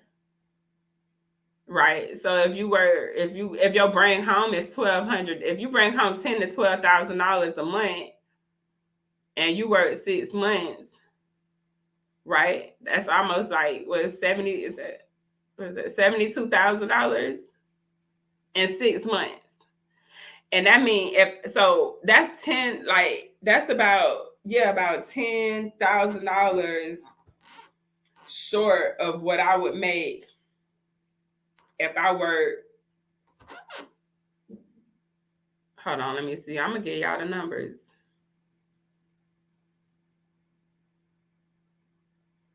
Yeah, so wait, hold on. I'm gonna tell you. If I work 10 months, if I work 10 months, I can make the same amount if I work 6 months if I go traveling. So that's 4 extra months to make the same amount of money. And then with my experience, sorry, y'all, my sinuses is acting up today. But if I it's gonna take me 4 extra months to make the same amount of money. And if I do that, I'm still gonna be treated different. Like the treatment or the quality of life is different. And I don't know if that's like true for everybody that's staff that's been traveling before. Like if they feel like they're appreciated more traveling. I feel like that based off of my experience with this since this is my first full-time job. So as a surgical assistant, so this I don't really have a whole lot compare it to. But right now, if I'm taking the last 2 months, almost three, and I'm comparing them to my worst travel assignment, it still doesn't like it's still not adding up. Because even when I was at my worst travel assignment, I ain't get kicked out of the room and I ain't get cussed out, and I had more money in the bank. So and it is about money a lot of times when it come down to this. And I know I don't want y'all to think like, oh, she'll go like she all about money. This is my relationship with my career as a surgical tech, first assistant, is a transactional relationship. I already mentioned this earlier, but if you didn't hear it, I'm gonna say it again. Transactional meaning I offer a service and in return I get compensated. So if we understand that this is a transactional relationship, like my relationship with the facility, including my coworkers and the staff, is a transactional. Those are not my friends, those are not my family, but that's a transactional relationship. You have to understand that you can decide if you want to offer your services to them or not. And after you experience it or not, you be like, okay, well, I don't mind building upon this relationship. I just keep offering my services and they keep giving you the money that they paying you to do the job. But let's just say you are like entrepreneur, like what I was saying earlier. If I'm an entrepreneur, if I'm a hairstylist, right? So if I get a client, my client either let's just say the client keeps showing up late, so she don't respect my time, right? So now what happens for me is either you're gonna get a late charge, especially if I don't booked off a certain amount of time. I'm gonna cancel it, which is come with a cancellation fee, or I'm just not gonna offer my services to you. If I look at my medical career the same way I look at my entrepreneurship, my cosmetology career, and like let each of them kind of like play its own role, but at the same time be the same thing because I'm offering a service. Why is it that we're more inclined to accept the disrespect as an employee than we would be if we was an entrepreneur? Like if you're an entrepreneur and you sell, if you got a painting or something and you want to sell a painting, but somebody talking to you, you don't got to sell them your painting. If you're a cook and somebody's being disrespectful to you in your restaurant, you don't have to service them. You can tell them to leave. So that's kind of how I'm looking at it now. Like, ain't no emotion attached to it. Like, it's not about do you like me or do I like you. It's not that, because it's not that kind of relationship. It's a transactional. This is about money at the end of the day. And so if I say I'm gonna lose, I'll take a pay cut to gain a quality of life. Like, I'm cool with it. But if the quality of life and the pay cut, if I lose quality of life and I lose the money, like, what's the point? Like, I might as well go back, or I might as well do something different. And so that's why I'm saying, like, if you look at it, y'all just look at it from the perspective of this is about money. This ain't about whether you like somebody or if you like something or not. This is strictly about money. So don't get caught up with, oh, I like my coworkers, and you go to work and you anxious, you anxious, so you got anxiety when you go to work. You feel like you can't be yourself, so you walking on eggshells, you intimidated, you really can't speak your mind. Like, all of that is not a conducive environment for the betterment of your overall health. Like, if you're looking at your overall well-being, like, that can't be a part of it, because you're gonna have high blood pressure, you're gonna be stressed out, you're gonna be losing your hair and all kind of stuff, just because you're going to a job, and it ain't worth it. It's not worth it. So if you're gonna get into this game, I'm gonna tell you to go travel. I'm not gonna tell you to stay nowhere longer than a year. If you a full-time, if you're new in the game, go somewhere, stay there for as long as you can stay there, maybe a year. Try to get, if you can do a trauma center, or if you can go somewhere that's got some good cases so you can get that exposure. Go somewhere that you can get some exposure to, so when you go travel, you won't feel like you don't know nothing. Because a lot of times you go travel, as long as you understand the procedure, you'll be fine. But if you, like, let's just say you travel for a year, you travel and you ain't get a lot of exposure at your previous facility, then what happens is you don't know enough, and so you kind of learn it as you go, and that might be a little more stressful. Let's see how to say this. Is this Amy G? I think it's how you say it. I'm a CST in sterile processing, and I get paid as a CST. I'm a CST. Yeah. Now that you know what? And I'm gonna say this. I think CSTs that work in sterile processing, and I don't want nobody to come for me that's a sterile processor, because you might be great at your job, but I would rather have CSTs in sterile processing, because, oh my God, trying to explain certain things to people is just like, that don't understand what it's like to scrub a case, is a trip. Because the other day we had like some contaminated, so we had 2 contaminated trays, and one of them had dried up. So this was 2 different cases. We had 2 different cases for me. One of them had dried up blood that we wouldn't even see had, like, the tech not been, she was doing something with the hemostats, and it was dried up blood in the hemostat, like in the I don't know what that little joint part is, not the lock box, but the little part where it rotates. It was blood dried up in there. We had to tear the whole thing down and start all over again. And the problem with that was the patient was on the way to the room, y'all. It was so stressful, but we got it done. The team got it done. It was all good. It actually was a lot smoother than what I thought it was gonna be, but it worked out. But yeah, and you're not dealing with all the craziness. Like, so she is CST in sterile processing, so she ain't even got the not the lock box, because the lock box, wouldn't that be the part that ratchet, like the click? Yeah, that locks it in place. But the part that where the screw kind of does that, it's a net in here. But yeah, I worked in CST I worked in sterile processing too for a little while when I was probably, I don't know how long it's been, probably like in 2010. And then when I was going to surgery centers, they would sometimes have the techs do sterile processing as well. And so I just think, and don't please if you're a sterile processor tech, don't come from me, but I do think that CSTs have a better concept of it than like the people that are sterile processing that don't know what go on in the room. Like if they know, then that's different. But most of the times they don't know. And you could travel as a sterile processor too. Like if you a lot of people don't know that they got travel sterile processors, travel CNAs, travel phlebotomists, like you can travel doing anything. But y'all, that's really, I really don't have too much else going on. I really didn't even mean to kind of like put y'all all into like the story time, but I guess that's what we here for, to share the experience so y'all can know too how to conduct your stuff. I just think if you need to have some self-worth about yourself and some self-love about yourself. You got to, y'all, because it's gonna benefit your overall life, not just the work life, not just your work life. It's gonna benefit your like overall life.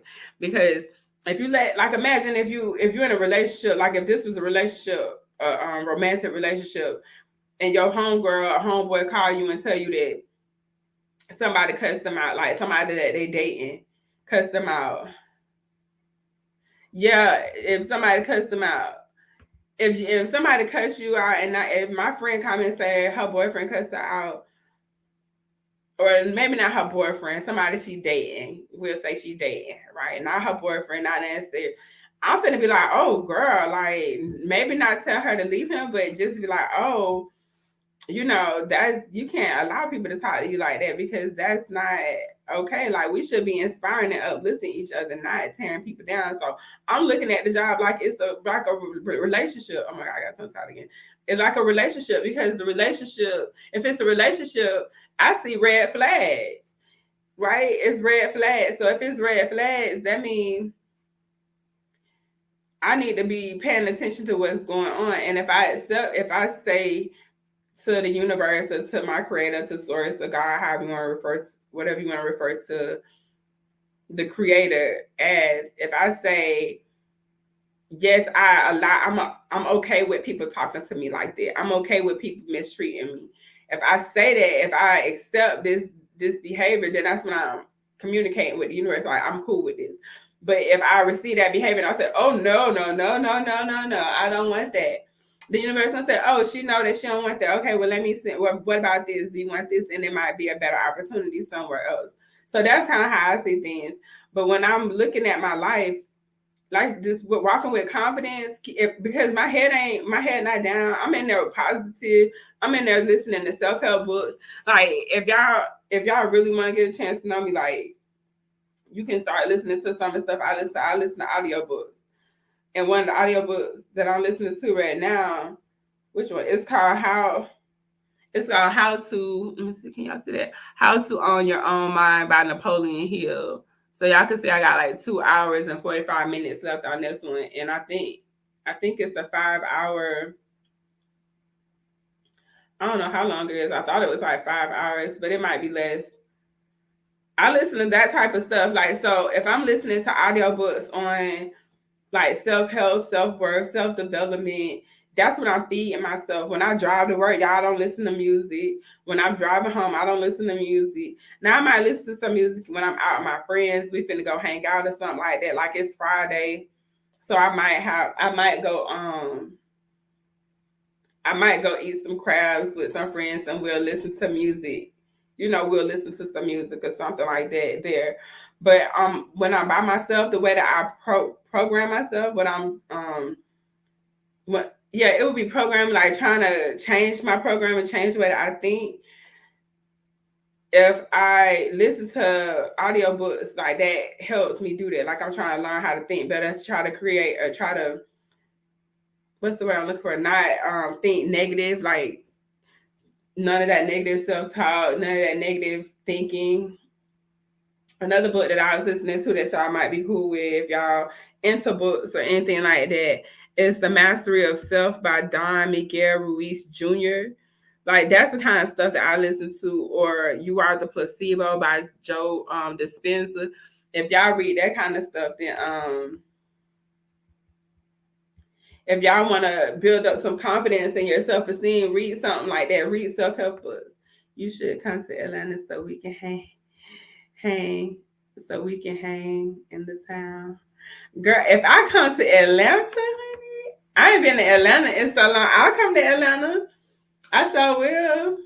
I don't know. Y'all hiring? Let me get a travel contract. It's one right now. I seen one. You got Joe Dispenza books? Yeah, I like him. So that's the kind of stuff I listen to, y'all. Like if I'm being honest, I'll listen to music like I was saying today if I want to go out, but all the time. If I go out today, I listen to music, but I don't listen to like negative stuff. I don't want that in my programming. And so if we talking about being the best version of ourselves overall, then you got to start working on yourself.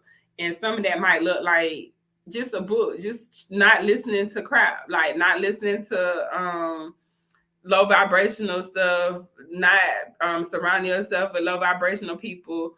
Just be high vibing. And in order for me to high vibe, I have to protect my energy, y'all. Like traveling, I feel like traveling definitely for me is better at this point because I just feel like too, you gotta look at like you go to work for 3 months as a traveler and you can take off for like you can try to either take off 2 weeks to a month, depending on the facility. Like I took off a month both times.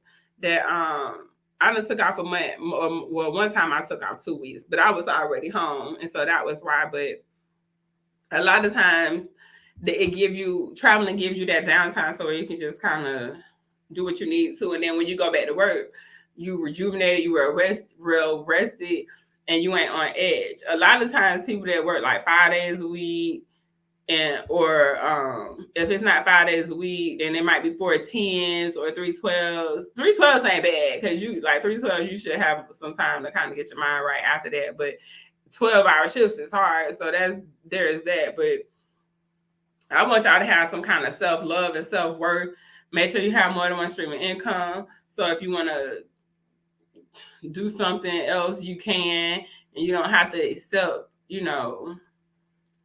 like just being belittled. And I'm harping on that because I know that it used to be big in the OR, like a lot of disrespect, a lot of people trying to down talk you, a lot of people trying to like create this superior inferior dynamic amongst the team. Like I know that was a thing, but it's not really like that everywhere. And because I done been to enough places, I know that people can talk to you effectively without belittling you. And I know that that's the thing. And I know that like when it comes down to how to say it, like leading without having to exert like force is more effective than trying to like be forceful. You know what I'm saying? Like I don't know, y'all. I might not be. It just might be me. It could not be nobody else. It could just be me at this point. Because like I was telling y'all, like after being kicked out the room the second time, I'm like, well, dog, maybe this is a sign. Like maybe I need to go back traveling. I knew that the pay was gonna be a thing. I knew that the pay was gonna be a lot less when I decided I was gonna take a permanent position. But when I was telling y'all, like I was looking at a permanent position, like it'll be a lower pay, but the quality of life will be better because I'm at home and I'll be able to be, available to my family and friends here and stuff like that. And so I was thinking that was it. But for one, I can be available for my family and friends, by having enough money that if they need something, they can call me. I'll give you some money. You need some money? I'll do that. And because y'all, like, it's about money, honestly. And then it's about what we're going to deal with. Because if you're getting paid enough money, you might be willing to deal with some of it. I'm still not going to say let nobody cuss you out. I'm going to say you might be able to deal with, like, okay, one thing that I don't like that some facilities do, and I've been to more than one facility, and I know they do this. They'll let the doctors book non-emergent cases and have the call team do the non-emergent cases, right? That's annoying because then you burn your team out. You burn the team out because they always on call. I can deal with being on call. I can deal with working 40, 50 hours a week. Like, I'm cool with that on the weekend. Right. On the weekend too. On the weekend, on Saturday morning. You know what I'm saying? Now you got the call team in. I'm almost okay with it, like at this point, because I know that they're doing it. Like, I done been to multiple facilities, and multiple facilities are allowing a physician to book non-emergent cases and use the call team to do the non-emergent cases when the case can either be put on the next day or an actual day that, is as a slow day. Because at this facility I'm at now, they have slow days. So it's like, well, shoot, put the case on. This person ain't. They've been in the hospital. Like, some of the cases, the patient been in the hospital for weeks. So now it's an emergency case that we doing at 5:00, or it's a book, an add-on at 5 or 6 o'clock. The staff don't like that, right? Typically, the staff don't like that because, like, especially if you on call, if you take a call, we don't like it because why? This is not an emergency case. We use the on-call teams being used for emergency cases. But if the pay good enough, I don't care that we in here. As long as I ain't being talked too crazy, as long as it's like, we all on the same page, we just here, we finna get this money, we finna do this case, and we finna go home. Like, I'm almost okay with it. I'm not okay with making less money and being talked too crazy. I'm not okay with that. So y'all can take it. Y'all can take the meat and spit out the bones. I'm just saying, just this is just here. This is my experience. This is all I'm saying. Don't be don't be like, I hate even sometimes bringing up certain things because I almost feel like it's a victim mindset when people be like, oh, this happened to me, da, da, da. Like, it's not that. It's like, okay, in order for this shit to change a little bit, like, in order for us to get some kind of understanding and respect, somebody gotta do something. Is it easier to do? It's that, and like I was telling them earlier, it's the compensation, but you also have a recruiter and an account manager that's gonna be there to advocate for you. And because the recruiter and the agency trying to keep the contract, they're gonna do what they need to do to make sure that everything that you have what you need and the support that you need. And then let's just say it's like a harassment or bullying situation. You go to your agency if you need to, and you let them know. Like, you can go to human resources at the facility, but I haven't had good experiences, nor have I heard about good experiences from people like that went to human resources. A lot of times they already know, I feel like, who their physicians are and what they're doing, like if they need to address it or not. And I just don't see them addressing a lot of stuff with surgeons because they're making the money. Like, the operating room makes a lot of money for the hospital. So a lot of times those physicians get away with a lot more of the, disrespect. But I feel like traveling, because you have a recruiter, and because you have like that extra layer of protection or support, however you want to look at it, then you're not really you don't really have to worry about it because you just gonna let your recruiter know, like, hey, this is how this is going. You're gonna email your recruiter gonna email their boss, the account manager, the facility. And because you have to get the bill rates and everything when you're traveling has to be approved through the hospital, they have certain people in place that when certain things happen, it has to go through them. And so I think they have to be they're held more accountable. You got somebody to help hold the facility and the physicians more accountable. Because if I go to my recruiter and say, hey, I can't be in this environment because I done been kicked out the room, I'm being mistreated, and I don't feel appreciated, then they're gonna probably go to get to the bottom of it. Do I feel like if you're at if you're a staff employee at a facility, do you have the same? I don't think so. I don't feel like that. Even if let's just say my director addresses it, I wouldn't really expect her to be in a position to really do anything about it besides remove me from the room. You know what I'm saying? Or not have me work with that physician anymore. I don't see anything happening to that physician. Like, I don't see any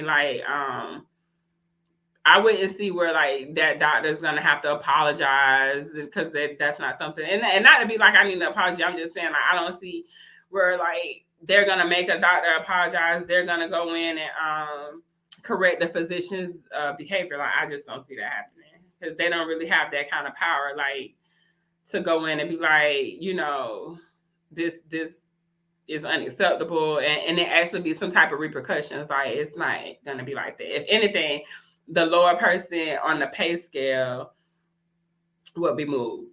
And so that would be like in this situation, that was me. And so I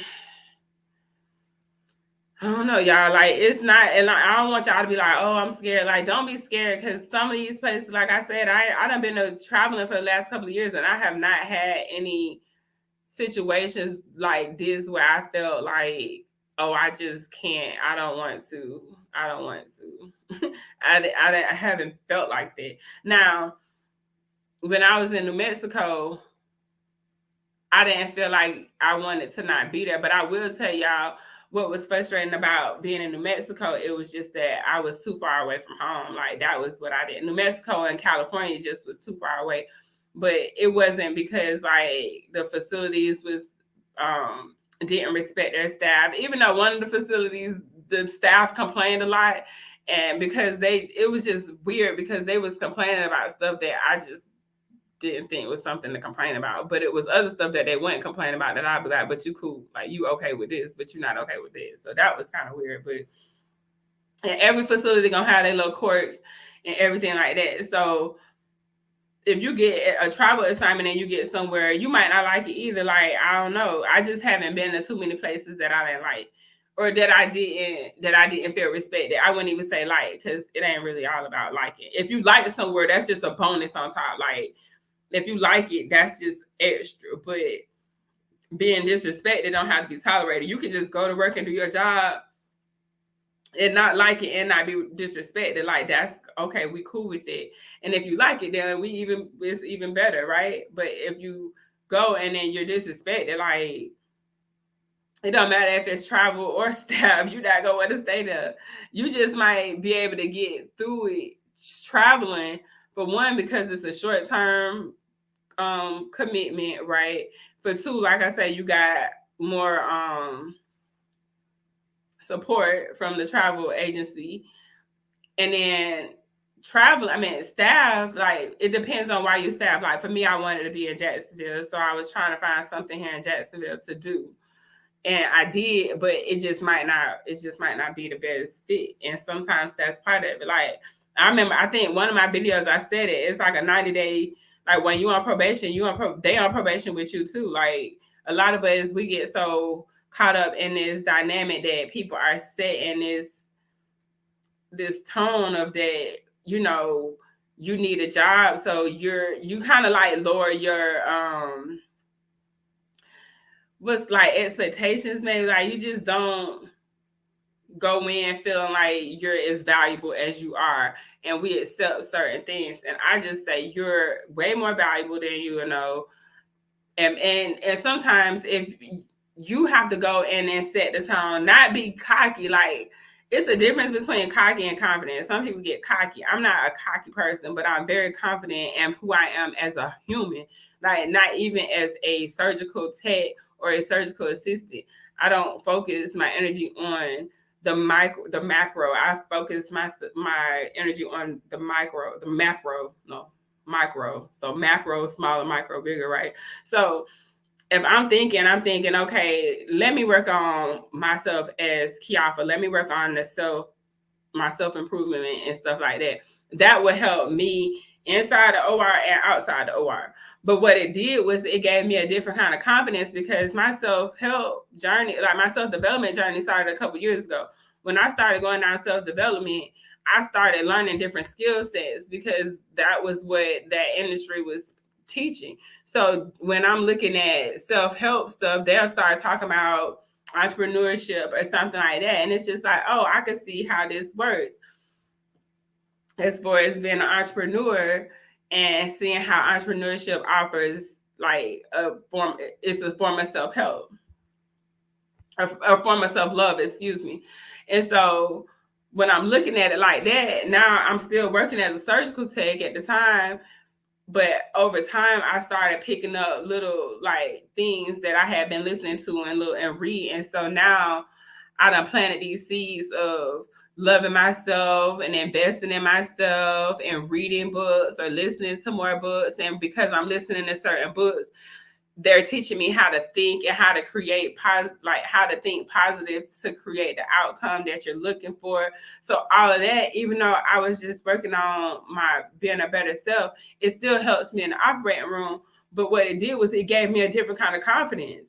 And so now I got this confidence in myself from doing this self-help, and self-development work, that once you do that, then you just stop allowing people to treat you any kind of way. Like I walk with my back straight and my head up, even when I'm looking like I got on eyelashes, I ain't got on no earrings, I'm looking real regular, I got on sweats and stuff, y'all, and I still feel confident. You know why? Because I'm intelligent, I'm a smart person, I'm compassionate to people. Those are things that I work on. I can say this because I work on that. Like I literally wake up in the morning and say to myself, today's going to be a good day, and I write out how today is going to be a good day so I can set my intention. Right, because we setting intentions right here. You have to work on yourself. You do not get to just live you can live your life however you want to, but for me, I don't get to just have the luxury of not working on myself because I done seen the benefit of working on myself. It's put money in my pocket. It's helped me be the type of person when you meet me, I can actually have a conversation with you and be present in a conversation with you and engage with you and hopefully inspire you, and you inspire me in return. Like that's who I am. That's who I work on being. I'm not 100%. I still have days where I'm still questioning certain decisions that I made. But at the end of the day, I look at my overall life and I'm happy with what I'm manifesting, what I'm achieving. I'm happy with my thought process. You know what really made me happy? When that doctor was cussing me out and I ain't feel like I had to lower my energy. Like I was just I felt the attack. Like I felt the attack, if that made any sense. Like I felt it, I was uncomfortable, all of that. And like I said, if y'all heard earlier, I didn't even know like he was really talking to me, honestly. So, but when I realized what was happening, I was able to contain myself, y'all. That was a good moment for me. What's her What's up? Yeah, that was a good moment for me. So when you work on yourself, let's just say you're working on yourself and you may not feel like you deserve certain things, and you start working on your mental health, your self-development, and then you are in the operating room, which if you're in the operating room, you should be working on these things because you're going to need to have certain skills to, like, especially problem solving, and then under pressure type stuff. Like some of these self-development skills helps with that as well. But what I learned, I mirror those thoughts. There's so much power in having it. And people do not, you just sent me a chill. Emotional intelligence, let me tell you something. And it's a work in progress, y'all. I'm not gonna sit here and pretend that I'm perfect, because that ain't it. Like, but I done came a long way. And if you can't tell yourself, if you can't see your progress, y'all, ain't nobody else. If you can't look at yourself and look in the mirror and say, I done came a long way, because you know where you came from and you know where you can go because you done looked at where you came from. Like, can't nobody take that from you. Like, it don't matter how much they can talk about you, they can gossip about you, they can say whatever they want to say. But at the end of the day, when you working on yourself and you working on your relationship with you, I ain't gonna even say, like, I ain't gonna even get spiritual with y'all and be like, work on your relationship with God, even though if whatever you believe in, like, do that, because I think you should work on your relationship with your higher source. Like, whoever your higher source is, I do think you should work on that. But I'm gonna just keep it real simple with y'all. Work on your relationship with you, because at the end of the day, it's you and you, right? It's just that. It's you, yourself, and you. How does it? It's me, myself, and I. Like, that's it. It ain't if anything happened, it's just me, and I want to be happy with the decisions that I made, right? So you got to work on your self-development, because then you can make emotionally intelligent decisions. Let me bring that back, because that's the word. Let's talk about that, right? Emotional intelligence. You would think that just because you work in certain environments and you're going to have leaders, that they're going to have emotional intelligence. That's not true. So you gonna have to have emotional intelligence so you can protect you. Like, that's how I go. If you can't protect yourself from other people's emotional immaturity, then you're gonna be subject to their emotional outbursts, right? We're not gonna be subject to people emotional outbursts and lack of emotional intelligence, because we're gonna work on ours. And what happens when you work on your emotional intelligence, and when you work on your self-development and your self love and self-care, when you work on all that, you attract people that do that. Like, you attract people around you, and then certain things get removed, y'all. So it's like, when I say remove, like, let's just say I start, you know how some people, and I don't know if y'all like get into this or not, but some people will ask the creator, or they'll pray for people that's not for them to be removed from their life, like, remove anything from me that's not for me. And then let's just say you put that out there, and then you end up needing to get a divorce, or you end up losing your job, or you lose your best friend. But you done ask the universe to remove the people around you that's not for you, or remove the things around you that's not for you. And now you lose, and then you panicking because you're trying to hold on to your husband for the last 20 years. And you've been praying, like, you and your husband been beefing for, we won't say 20 years, but we'll say y'all been beefing, and you praying for somebody, you praying and you asking the creator, you have do your spiritual communication to remove the things that's not for you, so the things that's for you can come in, right? And then you start seeing things that you really attached to disappear. That's how I see this job. Like, y'all, like, I ain't lost a job and I ain't quit, but I'm definitely on 2 days right now of mental health to decide whether or not, when Monday comes, like, if I'm gonna let these people know, like, how I feel. Like, and it's not feel like I'm in my feelings. It's like, it ain't working. Like, this ain't gonna work. Cause if you looking at it like, if I'm looking at it like I am vibrating on a frequency where I want other people around me like me. If that's the case, and I'm seeing red flags over here from this job because they keep pulling me out of rooms, and I ain't never been pulled out of room before. I'm being punished for doing my job, and punished, right, for trying to do the best thing. One case, I'm offering suggestions to the physician because she's struggling, right? I get in there saying, I know they tell me later, oh, she don't like suggestions, so you got put out of the room. Okay, so I'm put out of the room for doing my job. All right, that's fine. I get put out of the room. We ain't even started the case yet. We start the case, he already spazzing out. You already had a whole meltdown. We ain't even cut. We ain't got the whole drape on the page yet. You in here losing it. But I'm asking the universe to put joy and peace and confidence and inspirational people. Like, that's what when I journal, y'all, like, if y'all, I don't have my journal in here, I journal.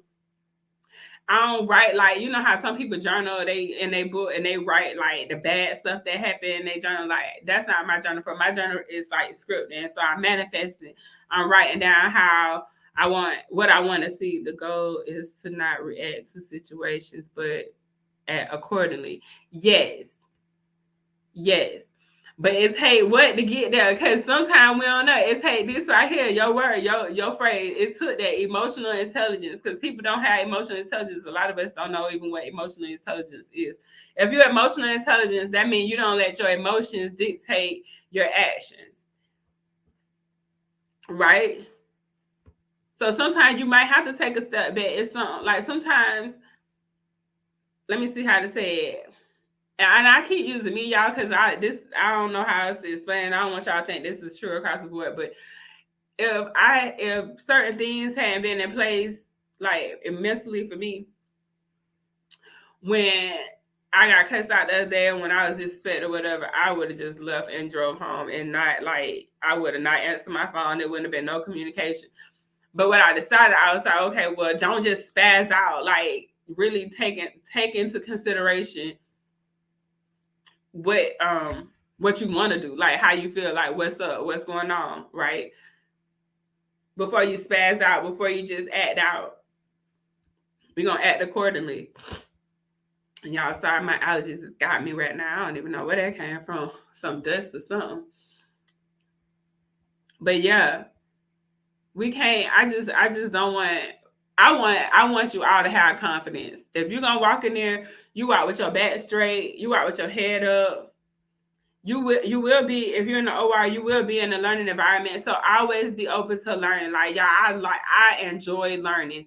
And when I say enjoy, it's crazy because I can be done did a procedure with somebody, or not even somebody. I can be done a procedure multiple times and still find like the enjoyment of learning something, because it's a different physician teaching. They teach different ways, they show you different things, they let you do different things.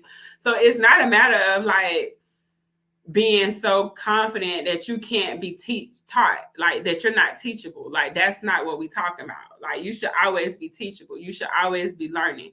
That's why like Audible, and even I got Kindle on here, and sometimes I'll listen to my Audible and read the book at the same time, or like follow along with the book at the same time. But I'm saying all this, y'all, so you can understand, like you got to find some kind of way to not allow people to lower your self-esteem, or have enough self-love for yourself to just not tolerate the disrespect.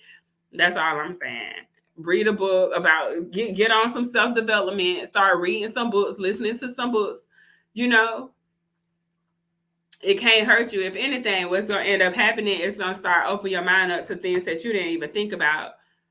You like, I could sit, y'all, I'll sit outside all day and just think and give myself time. But I done learned that I used to think I wasn't doing nothing. Like it sounded like you just sit outside and think. But I used to think that wasn't doing nothing. But what I'm giving myself time to do is to create, to daydream. And the more I ain't saying some of y'all we can't always daydream. Cooking with April. What's up, April? I'm a traveler as well. Yes, girl. Stay traveling. I don't know, April. I was just really this is my first permanent position as a first assistant that I had. So I was wanting to come in and actually just share my thoughts after traveling for the last couple of years and then going back to the OR. What service do you go in?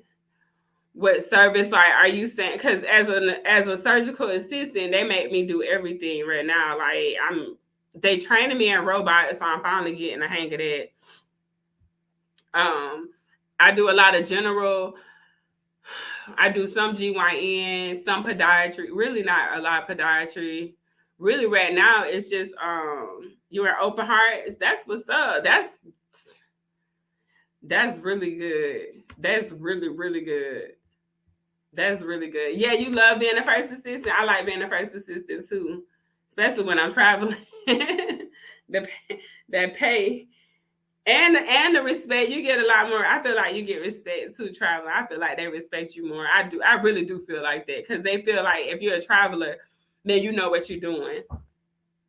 How you like open hearts? I've never done an open heart before. I am on my last travel assignment. You quitting? What you gonna do? You gonna do something different? Look, I asked like 5 different questions right behind you. Yes, lots of respect. I'm asking like a billion questions at one time. I'm so sorry. I get excited. I get excited, y'all. You like open hearts? So what you I am working in adults. Oh, okay. That might be a better fit, huh? It's okay working at open hearts. You going to the doctor's office. This a I want to just keep asking questions now. This a doctor you already worked with before?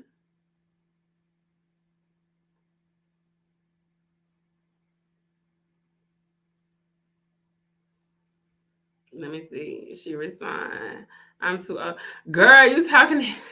I said this the other day when I was like, I'm too old for this. I'm too old for this, y'all. But they think like I feel like I'm too old for it. I do. I love doing it. Yes, I have done so. Oh, with them. Oh, okay. So yeah. And ENT. Oh yeah. I was starting to like ENT. The doc that kicked me out the room was the ENT doc. The last one, the one before that was general. I was telling them about how I got kicked out the room, and I got kicked out the room 2 months into my first permanent position, and I've been traveling for like over 5 years and never been kicked out of the room. And I've been attacked for like ever. Easy. It is easy. It is easy. I'm out. I know. I don't think that, I really honestly, I'm joking and laughing, y'all, but I really want to like stay. I ain't never been kicked out. Like I feel some type of way. And then the first time I was kicked out the room, I was like, whatever, because she just didn't say nothing to me. Like, I didn't even know it was the problem. But the last time was recently.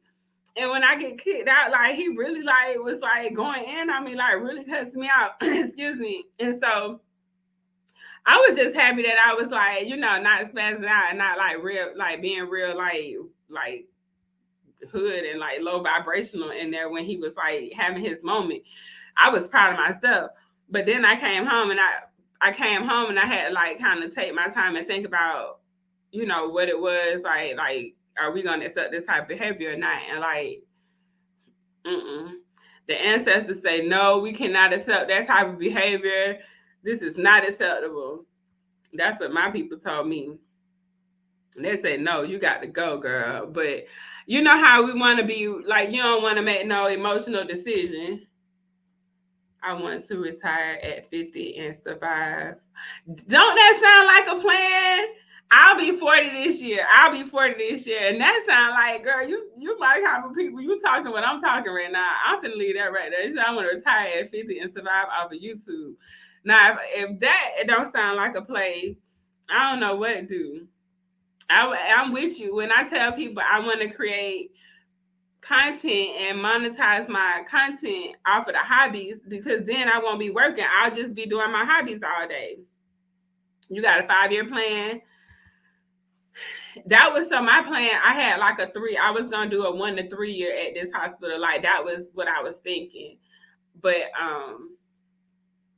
5 years is good. I just got to figure out too, like, do I want to travel for the next 5 years, or just find another facility locally, or find something else? I'm like, honestly, y'all, it sounds crazy, but I got 2 other certifications that I really could use that I really don't use as much as I use my surgical assistant.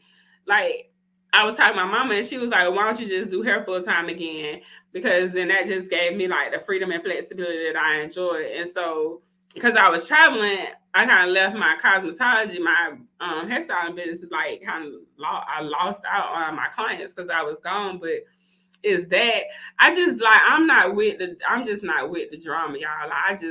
I need something that's gonna let me be creative, that's gonna let me be me, and like all of that. But I like YouTube. I like blogging too, honestly. Paris. Hey, I just started. Oh, what's up? I seen a contract down there too. I just seen one. They have a couple travel purses here. I just seen the contract for purses down there. I did. I sure did. I see, like, that's what I'm saying, y'all. It's crazy because when you traveling, you've been traveling for so long. Like, in my inbox right now, it's so many recruiters. It's so many, and it ain't even like some of the rates they all over the place. So I can see rates from $3,500 to $2,500 a week, right? That's good money, ain't it? Is that good money, y'all? What y'all think? Is $2,500 to $3,500 a week? Is that good money? Like, it seems like it's good money to me. Especially when, this is another thing I ain't really even get into with y'all. Like, this live is way long, but I guess if whoever go back and watch it, like, y'all gotta let me know, because you really deserve something. But when you go traveling, half of the pay, I think so, because it's so low right now. Yeah, I see between 25, and it goes surgical tech and surgical first assist. Like, it ain't just first assist that I see that rate. I see that for both surgical techs and surgical first assist. They kind of running neck and neck as far as rates go in some areas. But what I forgot to kind of mention when I talk about the pay being different, I'm getting taxed on a higher pay rate too, y'all. Like when I was traveling, let's just say my taxable income, my taxable rate might be $20 an hour, right? It might be 25 at best, $25 an hour. It's taxable. Everything else is non-taxable. Everything else is not taxed, right? I have to get back to work. Take care. I subscribe to you. Definitely stay in touch. Yes, thank you for subscribing. enjoy your day at work.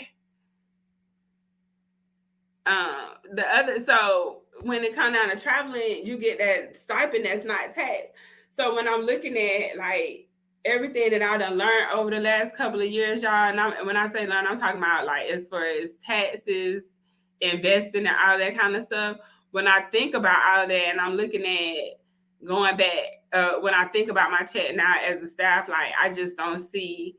I can't see the benefit right now. It's not that it's not beneficial. The pay is still decent.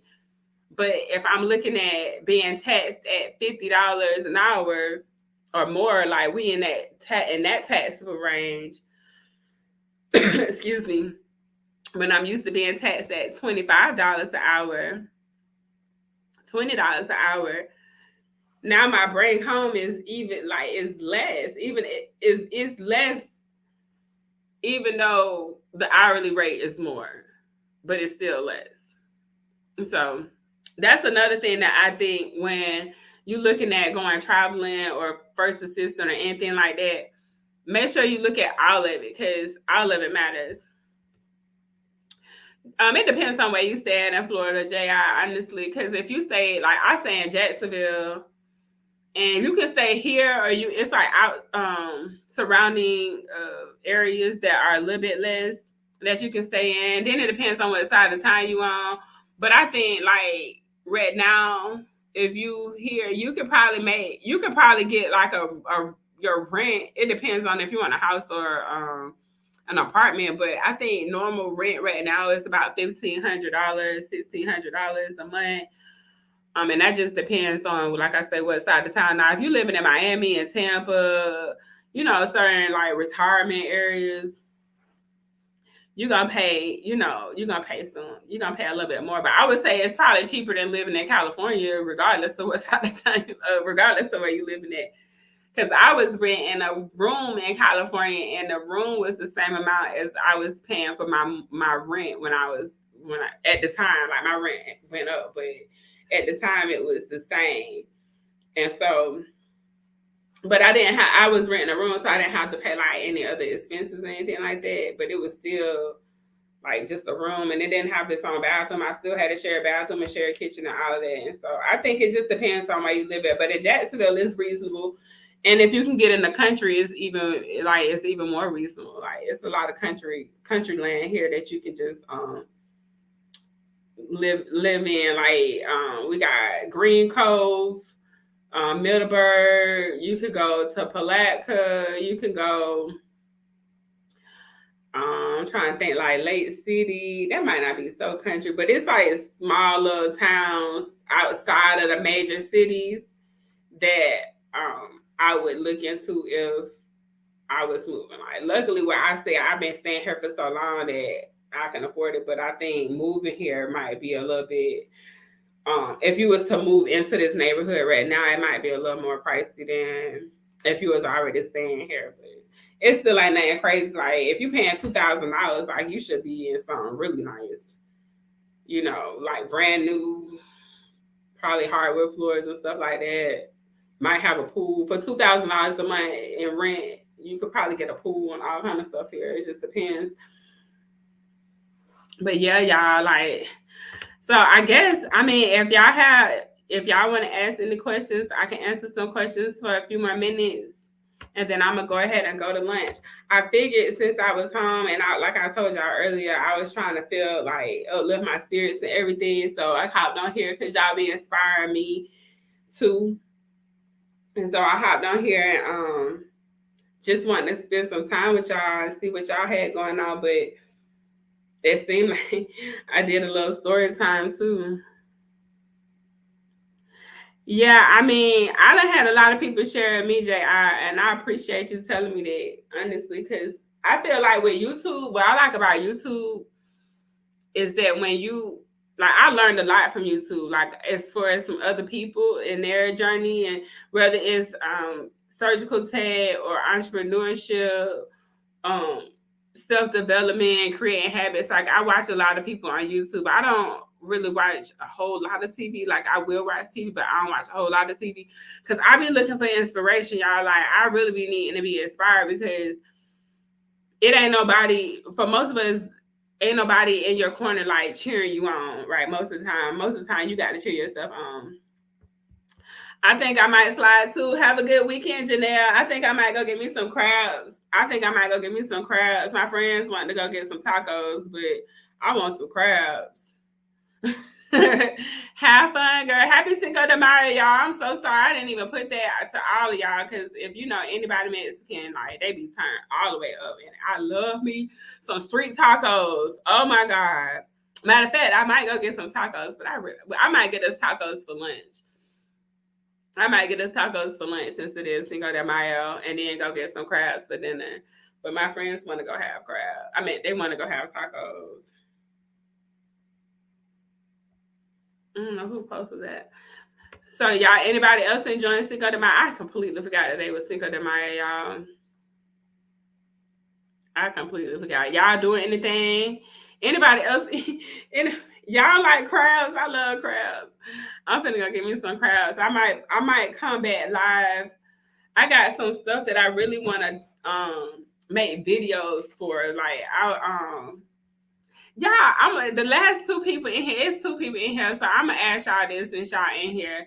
I had created a. Let me see. I gotta close some of this so y'all can see. I created a script. Okay, wait a minute. Let me see. I didn't create a script. What I did was, did I download it? I created a video using AI. Did I download it? Let me see if I downloaded it. I don't think I downloaded it. I wanted to know if it would be weird. Let me see if I can find it. I can't remember what the name of it was. Oh my God. I'm gonna put a. I can't do it now because I can't find it. But I'm gonna put a. I want to upload a video that I didn't. That I created, but I used a voiceover, an AI tool, and I wanted to know if it would sound weird. But I might do a test on that later since it's like everybody going now. So I'm gonna go ahead and slide because it has been like 2.5 hours already. Thank you guys for hanging out with me. I will see y'all on the next video. Bye.